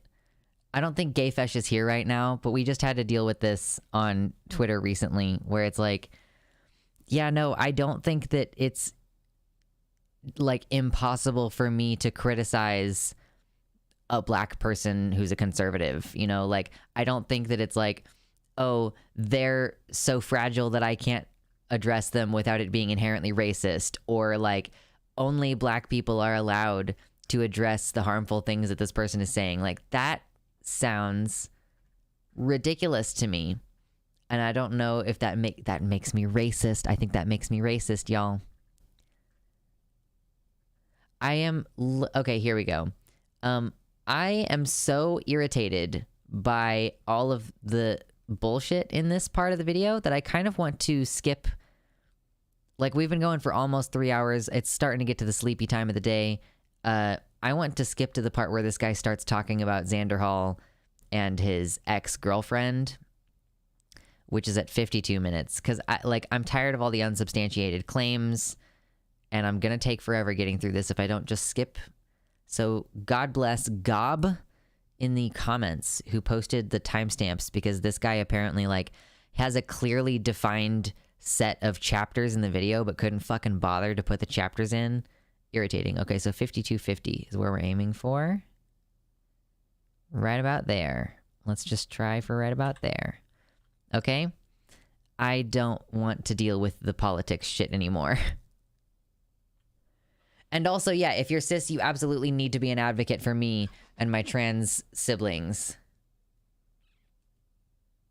I now, as a trans person, grant every cis person the criticize Blair White pass. True, exactly. Yeah. The you need to stay in your own lane rule of social justice advocacy has been the single biggest fucking mistake in the recent resurgence of leftist politics. I find it so frustrating. Like, I mean, like, if you're cis, you probably have a better audience. Like, talk about it on your own stream, get people interested in it, and also bring trans people on your streams. Like, I am more than happy to come on people's stream and, like, talk about trans issues and educate about, like, surgery stuff. Like, I would love to go on people's streams and increase that, like, connection that we have. Like, this person supports the trans community, they talk about it on their own stream, and they also extend, like, hey, people should go follow this trans streamer. Like, I think that people should do that. And, like, yes, it will personally benefit me, so I have a biased reason to say that, but whatever. If you're here and you haven't yet hit like on the stream, please consider hitting like on the stream, because this is my job. Thank you. And I am about to have, like, a whole bunch of extra medical shit that I need to do this month, so I would appreciate any donations. I grant every cis person a call Blair White the T-slur pass. No. So now we're just going to move straight into Xanderhal made his ex-girlfriend homeless and then made content out of it. We're just going to skip straight to this part. Oh boy, this is a lot. Strap in, everybody. Lani, aka Pastel Leftist, was Xanderhal's partner for 2.5 years, according to the twitlonger she posted about him in July of this year. She describes how one day, a few weeks before the time of the twitlonger, he dumped her via text for apparently lying, stealing, and cheating on him, which is already extremely shitty behavior. Lani says all of this is completely untrue and has no idea where he got all this stuff from, but thinks it might be because a car was broken into one time, and all that the people who stole stuff left was his debit card, which he already had permission to use to buy groceries and stuff like that. Lani also goes on to say that Xanderhal has refused to talk to him about any of this, and claims that she was a master manipulator, also implying that she sold all the stuff that was stolen from her car for drugs. He demanded that she come home from work and pack all of her stuff, including her 13-year-old cat, into her Ford Focus and leave immediately, which is of course an absurd thing to ask someone on such short notice. She had to move out and couch surf and sleep in her car for a few weeks before she... Looking forward to not hearing any of Xanderhal's side on this. To be fair, like, I read this, I read her whole twitlonger, and I saw all of Xan's response, and it's going to be interesting to see if he just kind of, like, does the same thing that every soy fucking male feminist does, and, like, just default assume that the woman is the victim, even though she's a 30-year-old fucking woman who, like, convinced this teenager to, like, move out of his home in Florida and come all the way across the country to come live with her, and, like, she had access to all of his finances and was in control of all of the paying of the bills and all the finances. Interesting. Finally go home when she realized her room had been trashed and Xanderhal had left with her cat to go and live back at his mum's house. So she moved back into their old apartment and was obviously trying to deal with this sudden shakeup in her life, her happiness, her security, when Xan the man shows up without her cat and told her he was ending the tenancy on the apartment and she needed to move out and be gone the next day. Lani unfortunately was arrested while she was trying to find somewhere to live, as unfortunately she couldn't afford to pay the upkeep on the tags, which is vehicle registration for non-US viewers, on her car, and one of her friends had drugs on him when the cops pulled them up and she had to spend 5 days in a cell. When she made a phone call, she found out that Xanderhal and his... Okay, so, like, just keep going about all the things that she said happened. When this drama was ongoing, I feel like the only correct take anyone could have had was, this isn't drama, this is a serious interpersonal issue between someone who's potentially been abused and someone else who's potentially facing homelessness. Yeah, I mostly, like, tried not to get it involved and talk about the actual situation between them. Like, I felt like that was definitely not my place. Now with all we know, I feel like the only correct take is, if you treat this as drama fuel, you're a disgusting ghoul. Yeah, I mean, I definitely don't enjoy this person's framing of these things and the way that he chooses to engage with the issues. I feel bad calling it drama at all. It's not drama. It's like my personal, like, view on it at this time is that, like, Xan was being abused at home. Like, he was, like, being controlled. He was being threatened. Like, he couldn't really leave the house very much because his parents would threaten to throw his computer in the pool, and like his computer was a way that he was making money, and if he wanted to get out of the environment, he needed to be able to work. So he couldn't like leave to get a different job or anything either. Like he was being controlled, and then he was with Lonnie, and Lonnie like offered to help him get out, and like it seemed really great, and he was like, I'm gonna have this relationship and it's gonna be you know, so much better. And like then it turned out after like 2 years of living together that she hadn't paid the rent in 8 months. Like she was like stealing money out of his accounts directly. Like I wonder if this guy is gonna show any of the stuff about the PayPal, because Xan showed like, look at all these archived withdrawals from my PayPal, where I have the same kind of business account that Xanderhal has. When you remove money from the account, like when I make a transfer from my PayPal to my bank, that transaction on the activity list has a little icon thing that says, do you want to archive this and take it off of this list? So that's what Lonnie was doing for like at least months and months and months. Like she would take money out of his account while he was asleep or while he was streaming, and then she would archive the transaction. So to him, he just didn't have as much money as he thought, and was like, why? And she always had these excuses, and he trusted her. He just like went from being abused by his parents to then being abused by this 30-year-old woman who like had complete control over the relationship. And I really feel for him, and I think that's super shitty. And it really bugs me to see someone like unilaterally take her side and not looking at the evidence that Xanderhal provided. Someone got abused and someone else had to deal with homelessness and addiction. Why do people feel like it's okay to take sides on this and make someone a Twitter main character? I mean, I don't even have any sympathy for the homelessness thing, because she didn't pay their fucking rent. Like Xan like he partially like had to terminate the lease because the rent was 8 months behind, and he was like, I don't want to live here anymore, and like especially like not continue living here and having to pay off all that back rent and stuff, you know. Like he didn't throw her out, the landlord put them both out. Yeah, exactly. And it seems to be, yeah, that it was a combination of her spending the money on drugs. Like she was arrested for possession of drugs and potentially a gambling thing. I don't know if this guy is going to discuss any of that stuff, so I guess we'll get back into what else he has to say about it. But like, it's very shit. What's up, Ivy? Welcome to the chat. Okay, moving back over here. His mom had completely blocked her or were ignoring her calls. And when she got out of prison and someone managed to take her home, she found out that the locks had been changed and she had no way to get into the apartment. Because she didn't pay the rent for 8 months. And had none of her belongings. So let's recap real quick. A 2.5-year relationship, the guy ends it out of nowhere via text, claiming that she's doing drugs and stealing from him, literally makes her homeless, and what does he have to say for himself? First things first, gang. I just want to say that making content about your breakup is an extremely ghoulish thing to do. Okay, like making a tweet, going off on a Facebook. The twit longer was like an attempt at manipulating Xan. Like, do you not have any issue with that part? Xan spoke about this on stream after the video. She would take money on stream as donations came in, and it would be like he never got dono money throughout the stream. Oh my god, that is terrifying. Like, oh my god, I cannot imagine. I'm the only person who has access to my PayPal, and I don't know how I would respond if someone had been fucking me over like this for like 8 months, or however long. He ended up finding evidence of this going back quite a long time, you know? Post or even an Instagram story is kind of a normal... Oh my god, true, Baphomet. Making content about your breakup is an extremely ghoulish thing to do, says the person using that exact same breakup for content. What a fucking hypocrite. Xan lived like he was poor for so long.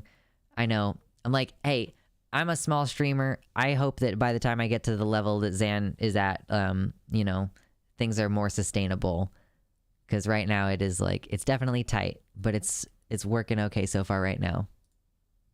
Human thing to do, but a 50-minute YouTube video. Not just a 50-minute YouTube video, a 50-minute YouTube video where he's trying to say that he made her homeless for a good reason, and that she had tried to frame him, and that he was trying to debunk some kind of conspiracy against him. This man is insufferable. One thing I've learned from my time as a leftist and doing actual activism out in... Crow meet the Raven. Anyway.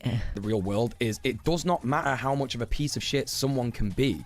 They deserve, at the very least, the basic human rights that every human being deserves. Food, clothing, housing, healthcare. Xanderhal reaching so far into the depths of his cruelty to render his partner homeless is just something that is so sickening to me. Did you not watch the 50-minute video? We're just ignoring the part where she didn't pay the rent for 8 months? So many different angles. It was genuinely hard for me to go through this video, just seeing how smug and comfortable he is, all the while safe in the knowledge that he is going to be fine, and his ex-partner is going through one of the worst times of her life. I'm like so upset by this. I'm like so upset. He's just going to completely ignore the fact that she was supposed to be in charge of paying the rent and she just fucking didn't. Video by saying that early in the relationship, when he moved in with her, they had a tradcon relationship. Now, for those of you that don't know what this means that this is where the man does all the money making and the woman does all the chores around the house, the cooking, the cleaning, something that's known as reproductive labor, because it's normally women in society that have done this thanks to the patriarchy. This is just like a kind of gross dynamic where he has all the power to begin with. But I gotta say, if a couple consents to this and it's something that they're both happy with... Okay, here's the thing. If one person like makes the money, but the other person like actually does all of the paying of the bills, like the person who actually pays the bills has the power in that situation. And the reason that I know this is because of this situation where Lonnie had the responsibility to pay the rent, like part of her tradcon responsibilities, like engaging in a stereotypical like masculine feminine relationship where Xanderhal works and she keeps the house clean and you know, she makes sure the bills get paid on time and everything. Like being the person who makes sure that the bills get paid on time, like in a lot of ways is the person who's in control, because I have now witnessed it bear out where that person can just fucking decide not to pay the bills and pocket all that money and then dip. Like, that's what Lonnie did. Like, she was already, like, not at the apartment most of the time. Like, she had already been taking the, like, notices off the door where they were saying, hey, the bills are late. Hey, the bills are late. Like, hey, we're going to evict you. Hey, the bills are late. She knew that they were about to get kicked out. And when they moved in, she managed to convince Zan, I don't know how she managed to convince Zan of this, that he should be the only person on the lease. That like, so that when she knew she was going to eventually stop paying the rent, then he would be the only person with an eviction on his record. The fuck is TradCon? It's like traditional conservative, I think is what it's short for. Traditional conservative. So like, yeah, if you just... The man is the man and he makes the money and he goes out on the farm and makes and fixes stuff, and the woman like cooks and wears a skirt and never wears panties so that she's always available to be fucked and stuff, like, you know, just like TradCon, you know. I mean, it's the extreme version of the cishet relationship. Like, it's the extreme version. It's basically like, it's the kinkiest version of it, you know? Yeah. So that's all pretty fucked up. I'm gonna move back to this now. Then that's absolutely fine. Like, if you have a TradCon relationship like this and you're both safe in the knowledge that you are fine with it and you do not feel oppressed by this, cool, go for it, go for your life. Who am I to say what's right and wrong in a person's relationship? If that works for you, cool. But it does not sound like Xanderhal had very good knowledge of... Yeah, important question. What's it called if you have that relationship, but it's T for T and the roles are reversed? Yeah, I don't know. Boundaries and consent when it came to this kind of relationship. He says one of the first things that he noticed when he moved out is that he wasn't seeing as much money coming in as he thought he should be, which is like, a very normal thing to happen when you first move out of your parents' gaff and go to live on your own somewhere, or even with a couple. This is called the material conditions of the working class under capitalism, Xanderhal, and no, it shouldn't be affecting your income. If you notice that you have less money at the end of the month, that's different than noticing your income has dropped. Like, if I were to move from here to somewhere else, I would expect my income to stay the same because I'm going to continue streaming on the same schedule. Like, it's not like if I moved from here to Washington, you know, like the minimum wage here is $7.25, but the minimum wage in Seattle is $15 an hour. But it's not like my income would double just because I moved to Washington. My income should stay the same because I'm still doing the same job. Like, I mean, I say my income should stay the same. Like, my income should remain on whatever trajectory of growth that it's currently on. Tips in the tip jar, please, if you want to help that continue to go up. This amount that I need, like, I need at least $1,000 in donations for the entire month. So feel free to hit like, subscribe, share the content, help bring new people in so that I don't have to keep begging you repeatedly for tips. But yeah, no, like, oh my God, I find this dude so frustrating. I advise you to do some research on it. Of course, it's an incredibly upsetting reality check that someone like Lani understood a lot more than Xanderhal because she has more life experience than him, being an older person than him. So of course, when she explains— She's almost 10 years older. Like, way to not mention the power dynamic of the age gap, fucking asshole. That to him, that makes a lot of sense as to why she'd say that. But no, of course, Xanderhal is implying here that she is covering up for something, that this is all part of the conspiracy against him. Xanderhal then says that Lani was not giving him the emotional support that he needed, but from the account that Lani gives about their relationship, it really doesn't seem like he was open in his communication about this stuff. It's actually really sad to read this, but here it is. I'll admit that since I started working outside the house, I haven't been— Okay, we're just gonna like, he just kind of like brushed over and glossed over the way that Xanderhal described their relationship. He was like, Xanderhal describes trying to talk to her about like being worried about the financial stuff, and she would always like downplay it and brush him off. So, but then we're just glossing over that part and reverting back to actually what Lani said. Let's pay attention to what Lani said. Let's make sure we give special attention to it and believe what Lani said. She lied about her age to Xan too. Yeah, she said that she was a year younger. As good of a girlfriend to Alex as I'd been in the 2 years prior.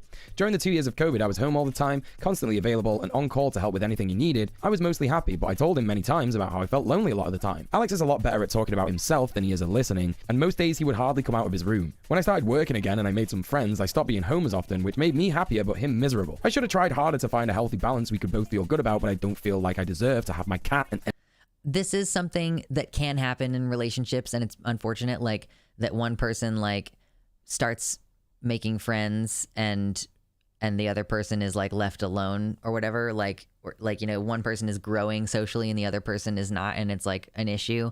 But like, again, we're just completely ignoring Xanderhal's account of this. Like, Lani says like, oh, I started working and like he was like, it's just not his account of this at all. Like, his account is like, he was in his room a lot because he needed to work all the time because he was like, I'm not making enough money and I need to stream constantly. So, and he says that anytime he tried to like get on a call and have fun with people, she would be like, I want your attention, get off the call. And then he would, even though like she didn't want his attention any of the other time. Like, it's just an entirely one-sided account of things. It's so bothersome to me that he's just completely discounting any of Xanderhal's descriptions of what happened. Everything I own taken from me. So it kind of sounds like they came across a very normal problem that happens in relationships that's basically down to toxic masculinity preventing men from asking for their needs directly. What is a little bit more sickening in this situation? Ignoring that Xanderhal's version of events is that he did ask directly for help and she constantly would downplay it or just tell him he needed to work harder to make more money. He was having to work more because she kept stealing the money. Exactly. Like, it doesn't matter how much money he was making because she was stealing it. And he felt inadequate as a partner and he felt inadequate as a streamer because he, for some reason, wasn't able to pay the bills even though he was working his ass off all the time. Though is that he says the only reason that he moved in with Lani was to escape a living situation with his parents. My living situation with my parents eventually just got too toxic for me to continue being happy and making content, and I decided that my best course of action was to move away. And so I did. I moved all the way across the country to Palm Springs, California with Lonnie. Which is, and I will die on this hill, a fucking terrible reason to move in with someone. It's a great reason to move out on your own. I mean, they were together already for like at least 6 months before they... So it was like, oh, we're in a relationship together. We're ready to move in. I'm ready to move out of my abuser's house. Like, well, let's move in together. You know, like, it's going to be more financially stable to live together. Like, she didn't have a job at first. She wanted to move in together in a situation where he was supporting her. Like, so she manipulated him into doing this. Like, she basically groomed him into doing this. Own, absolutely, but you should not be moving in with someone else just because of that. When you move in with someone that you love, that you're in a romantic or sexual relationship with, you do it because you love them and you care for them and you decide to face this life together, not to escape another shitty living situation, which in all honesty doesn't actually... Okay, that's also like a privileged position to have. Like, yeah, sometimes people have to make bad relationship decisions because of the living situation that they're in, you know? Like, some people, like, can't afford to move out. Like,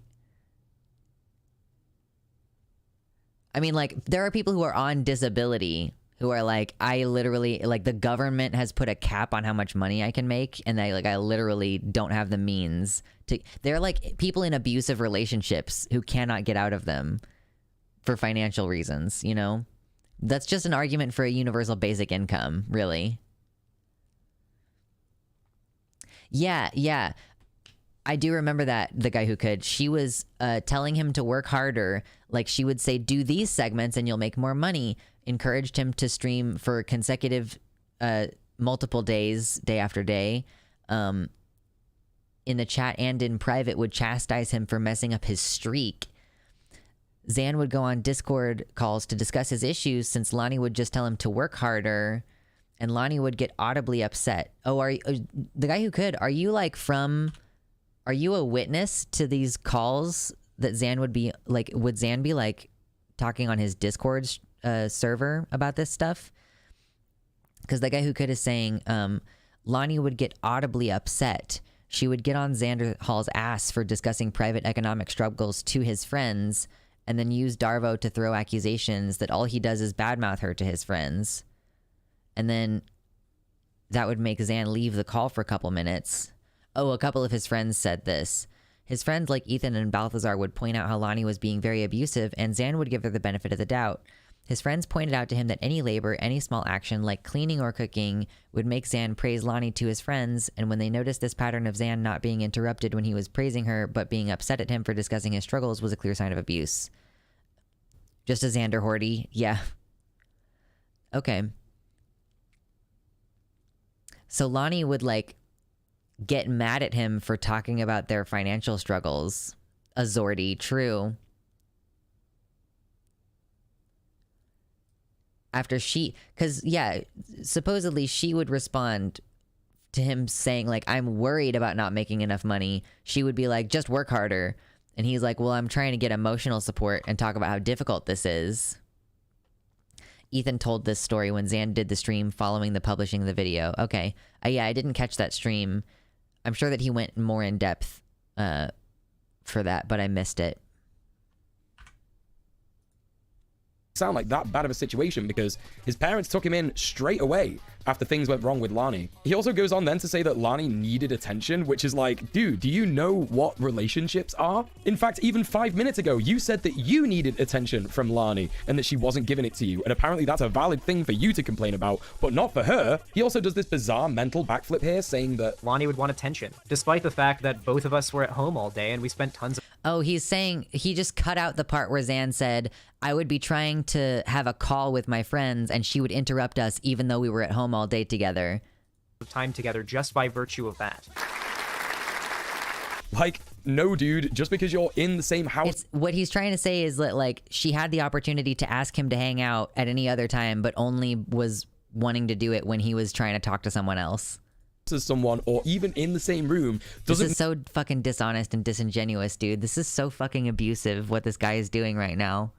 mean that you're doing bonding activities or paying attention to your partner. That is like the laziest relationship I've ever heard of in my entire life. And from what Lani said in a twit longer that we just read out, it kind of sounds like you were just in your room a lot of the time, just doing your own fucking thing. Working a bunch, like working his ass off a bunch. Oh my God. This next part is just absolutely batshit. Like, I've really got to hand it to Xanderhal. Of all the things that he does wrong that I've talked about in this video, this really takes the cake. While my suspicions became ever increasing, Lani was offered a job cleaning Airbnbs by a friend of hers. She took it, claiming she wanted to be able to get out of the house and make some friends and... Yeah, true, be good now. At least we're actually hearing from Xan now. Facepalm. God. I found it to be incredibly interesting and sorrowful, so I remembered it. If I were to enter a romantic relationship, I would use this account as a potential benchmark for if my partner was abusive. Like, you really do have to be able to talk about your relationship with people. Like, if you don't get perspective on what's happening in the relationship, you're so vulnerable to abuse. Yeah, we're streaming 30-hour days and 9 days a week. Help make ends meet financially. Lani was now spending most of her time out of the house. In some cases, she would go more than a day without responding to me, and eventually it started not coming home. When I'd question her about it and she'd actually respond, her reasoning was that she was spending the night on her friend Sarah's couch because they worked together and they were carpooling to save money on gas. I didn't buy it, and the first night that she didn't come home, I started to consider the relationship over. Like, to consider the relationship over the second that your partner does something that you don't like is so weak, dude. Like, you utter waste man. I couldn't think. Like, just not appreciating the fact that this is a building situation too. Great. Of a situation that is more childish, ridiculous, and self-serving than a man not even attempting to fix his relationship when his partner is trying to make herself happy on her own. Okay, and also, like, keeping in mind that this is, like, still, we're talking about, like, a 22-year-old person and then, like, a 29-year-old person, like, 29 or 30-year-old person, putting a lot of responsibility on him to, like, know how to address these problems in a relationship with someone who is supposed to be way more mature, and, like, maybe she should have been more reassuring and communicative, you know? You know, maybe she should have been more like, hey, I know you're worried, but, like, it really is too expensive to drive across town this way, or like it's costing too much in gas. Like, it's like, I would say, like, if there is a power dynamic difference like that, where you have a 30-year-old in a relationship with a 22-year-old, that 30-year-old has like a disproportionate amount of responsibility compared to a normal relationship to like be more responsible and communicative and like take care of their partner and like aware of their partner's limitations and stuff. Like, especially if you plucked your partner out of an abusive environment, like that's another whole separate thing too. If you like rescued your partner from an abusive environment, which is kind of what Lani supposedly did. She supposedly was the place for Xan to go when he was exiting his abusive environment with his parents. Like, you also have a disproportionate to usual responsibility, in my opinion, to like have your shit together for that person and like be willing to support them emotionally and like be willing to support them as they go through therapy and stuff, because you like provided them with a place to land. But if you like fuck their shit up worse from there, like that makes you a shitty person. Like, the thing is that like what Lani did was she found a vulnerable teenager who made decent money, who needed to get out of his environment, and she tricked him into subsidizing her lifestyle for 2 years, you know? It's very frustrating. Everything he talks about next, where he says that she wasn't answering his frankly ridiculous text demanding to know where she is. He mentions that Lani shuts him down, saying if you live together, it is absolutely reasonable to know where the fuck your partner is. Like, if you're a partners and you live together and you're in a monogamous relationship and your partner is just not coming home at night anymore, that's a fucked up thing to do without like a very thorough explanation for where you fucking are, you know? Like, you cannot just disappear on someone. That's a fucked up thing to do.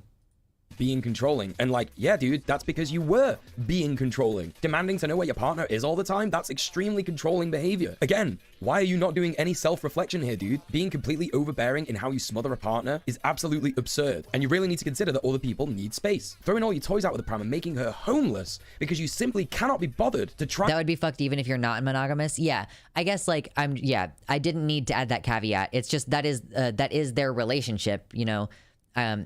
Even if you're not monogamous, that's also like you should be communicative about where the fuck you are. Just it so happens that they were in a monogamous relationship. Like this is so weird and personal. Like it's so like it's increasingly upsetting the more this guy just like lies and misrepresents what happened and takes Lonnie's side unilaterally. Yeah, Mersh says if you really loved your partner, you would take better care of them and you definitely would not steal from them. Like no shit. Is he going to address that part? Make the relationship work is, well, the whole man belongs in the bin. He also complains that Lani took the keys with her every time that she went out, and that meant that he couldn't go out and do stuff. And it just makes me think, dude, are you an actual amoeba? Just get some more keys cut. Speak to the property manager. Like, what? Well, if she has the keys all the time, how is he supposed to get another fucking key cut? What do you fucking want, dude? I think that in listening— Okay, hold on. I need to, like... Has anyone already watched this who's here in the chat? Like... Does he at any point look at the PayPal receipts? Like, oh God, that doesn't work anymore, I guess. Just get some more. He does look at the PayPal receipts? Okay, like, that's like, I guess the only part that I really fucking care about at this point. This is getting really frustrating. Keys cut. Speak to the property manager. Like, what do you fucking want, dude? I think that in listening to all this and understanding what's happened here, I've come to the conclusion that Xanderhal made a huge mistake that a lot of people do when they look for a relationship. I don't want to be spoiled. I was thinking about scrubbing to find it instead of continuing to listen to this guy talk about this because it's getting like really annoying and I feel like I'm being repetitive. I'm like, this is just unsubstantiated. You're just making bullshit up. You're just taking her side and not believing anything that Xan says, apparently. Like, it's crazy how this falls down on gendered lines so hard and like ignores the ageism and the abuse victim factor and everything. Like, I don't want to throw a pity party for Xan. Also, like, I don't want to, like, to clarify, like, you know, I don't want it to seem like, oh, poor Xan, he was such a baby, he couldn't have done, like, whatever. Just like, objectively, he has been abused in multiple situations and like was groomed by an older woman into a relationship where she took advantage of him. And it's not because he's like weak or stupid or anything. It's because she preyed on him and he was vulnerable. So yeah, I just think it's really frustrating and annoying. You know what's even crazier? Xan proposed to Ethan and any other friends that one episode of the podcast he's going to do with Demon Mama would be dedicated to all the instances of abuse he and his friends remember that he didn't cover in his video, because apparently there's more shit that Lonnie did that would have made that 50-minute video like a 3-hour documentary. I would listen to that episode of the podcast. Yeah. I should get in touch with Xan and see if he wants to do a segment together sometime. Help me come up with what we should talk about. What should I talk about with Xan? Should I ask him if he has any questions about bottom surgery? Should I just be like, hey, Xan, do you want to just pick my brain about trans men, bottom surgery, and transition stuff for like an hour or longer? Does that sound like fun? I don't know. I don't know if he would find that fun or not. And that is that he wasn't looking for a partner, he was looking for a mother. This kind of makes sense when Xanderhal talks about the stresses that he had living with his mum. I can actually relate to it a lot, and I did used to exhibit a lot of the same harmful behaviors that he did in like overbearing, needing to know where your partner is all the time, thinking that they're like lying and cheating on you and stuff like that. But my dude, that is a trauma response. And to be fair to myself, I never fucking made anyone homeless. I never made a fucking 50-minute rant video on why doing that was a good thing to do. And this next bit just, ew. She would constantly use my card to order Grubhub and Uber Eats to places she was cleaning for lunch instead of packing some of the fresh food that she'd bought that was in our fridge and going bad. She would also constantly leave half-eaten food just sitting on the counter to go bad. She wouldn't even bother just throwing it in the fridge to let it be good for later. I can't stand people who call themselves leftists and do not understand that people do not want to do reproductive labor. Like, cooking is a whole arse thing, dude. But are you ignoring the fact that she would just leave the food on the countertop? Lots of people get Uber Eats. I'm going to be getting an Uber Eat after I've recorded this video because I've got no energy to cook. And bear in mind, Lani, again, as he admits, was the entire trad wife ideal. So she was doing all the reproductive labor, she was going out doing a job, and she was trying to socialize. He complains that all the food in the fridge would go bad, and I'm not being funny, man, but like, Xanderhal, have you never been in control of a fridge in your entire life? It happens all the time, because unfortunately capitalism doesn't allow us a lot of time to actually address things like that. Plus, she isn't affected by capitalism, or at least she wasn't until more recently when she got the job. Like, she is, if she agreed to take on all the responsibilities of the kitchen, then yes, the food in the fridge going bad is her fault. Oh my God, I can't. I actually have to be done with this. I have to be done with this. It's been 3.5, I mean, we didn't start stream on time today, so it's been just a little bit over 3 hours today. Oh my God, I'm fucking tired, and I don't want to deal with this anymore. Like, it's just going to be more of the same. The whole fucking video.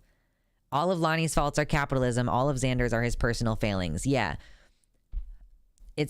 Yeah, all of it is Xanderhal's fault. How do you feel about Minecraft? I find Minecraft kind of boring. Oh my God. This is why I left the left. Oh my God.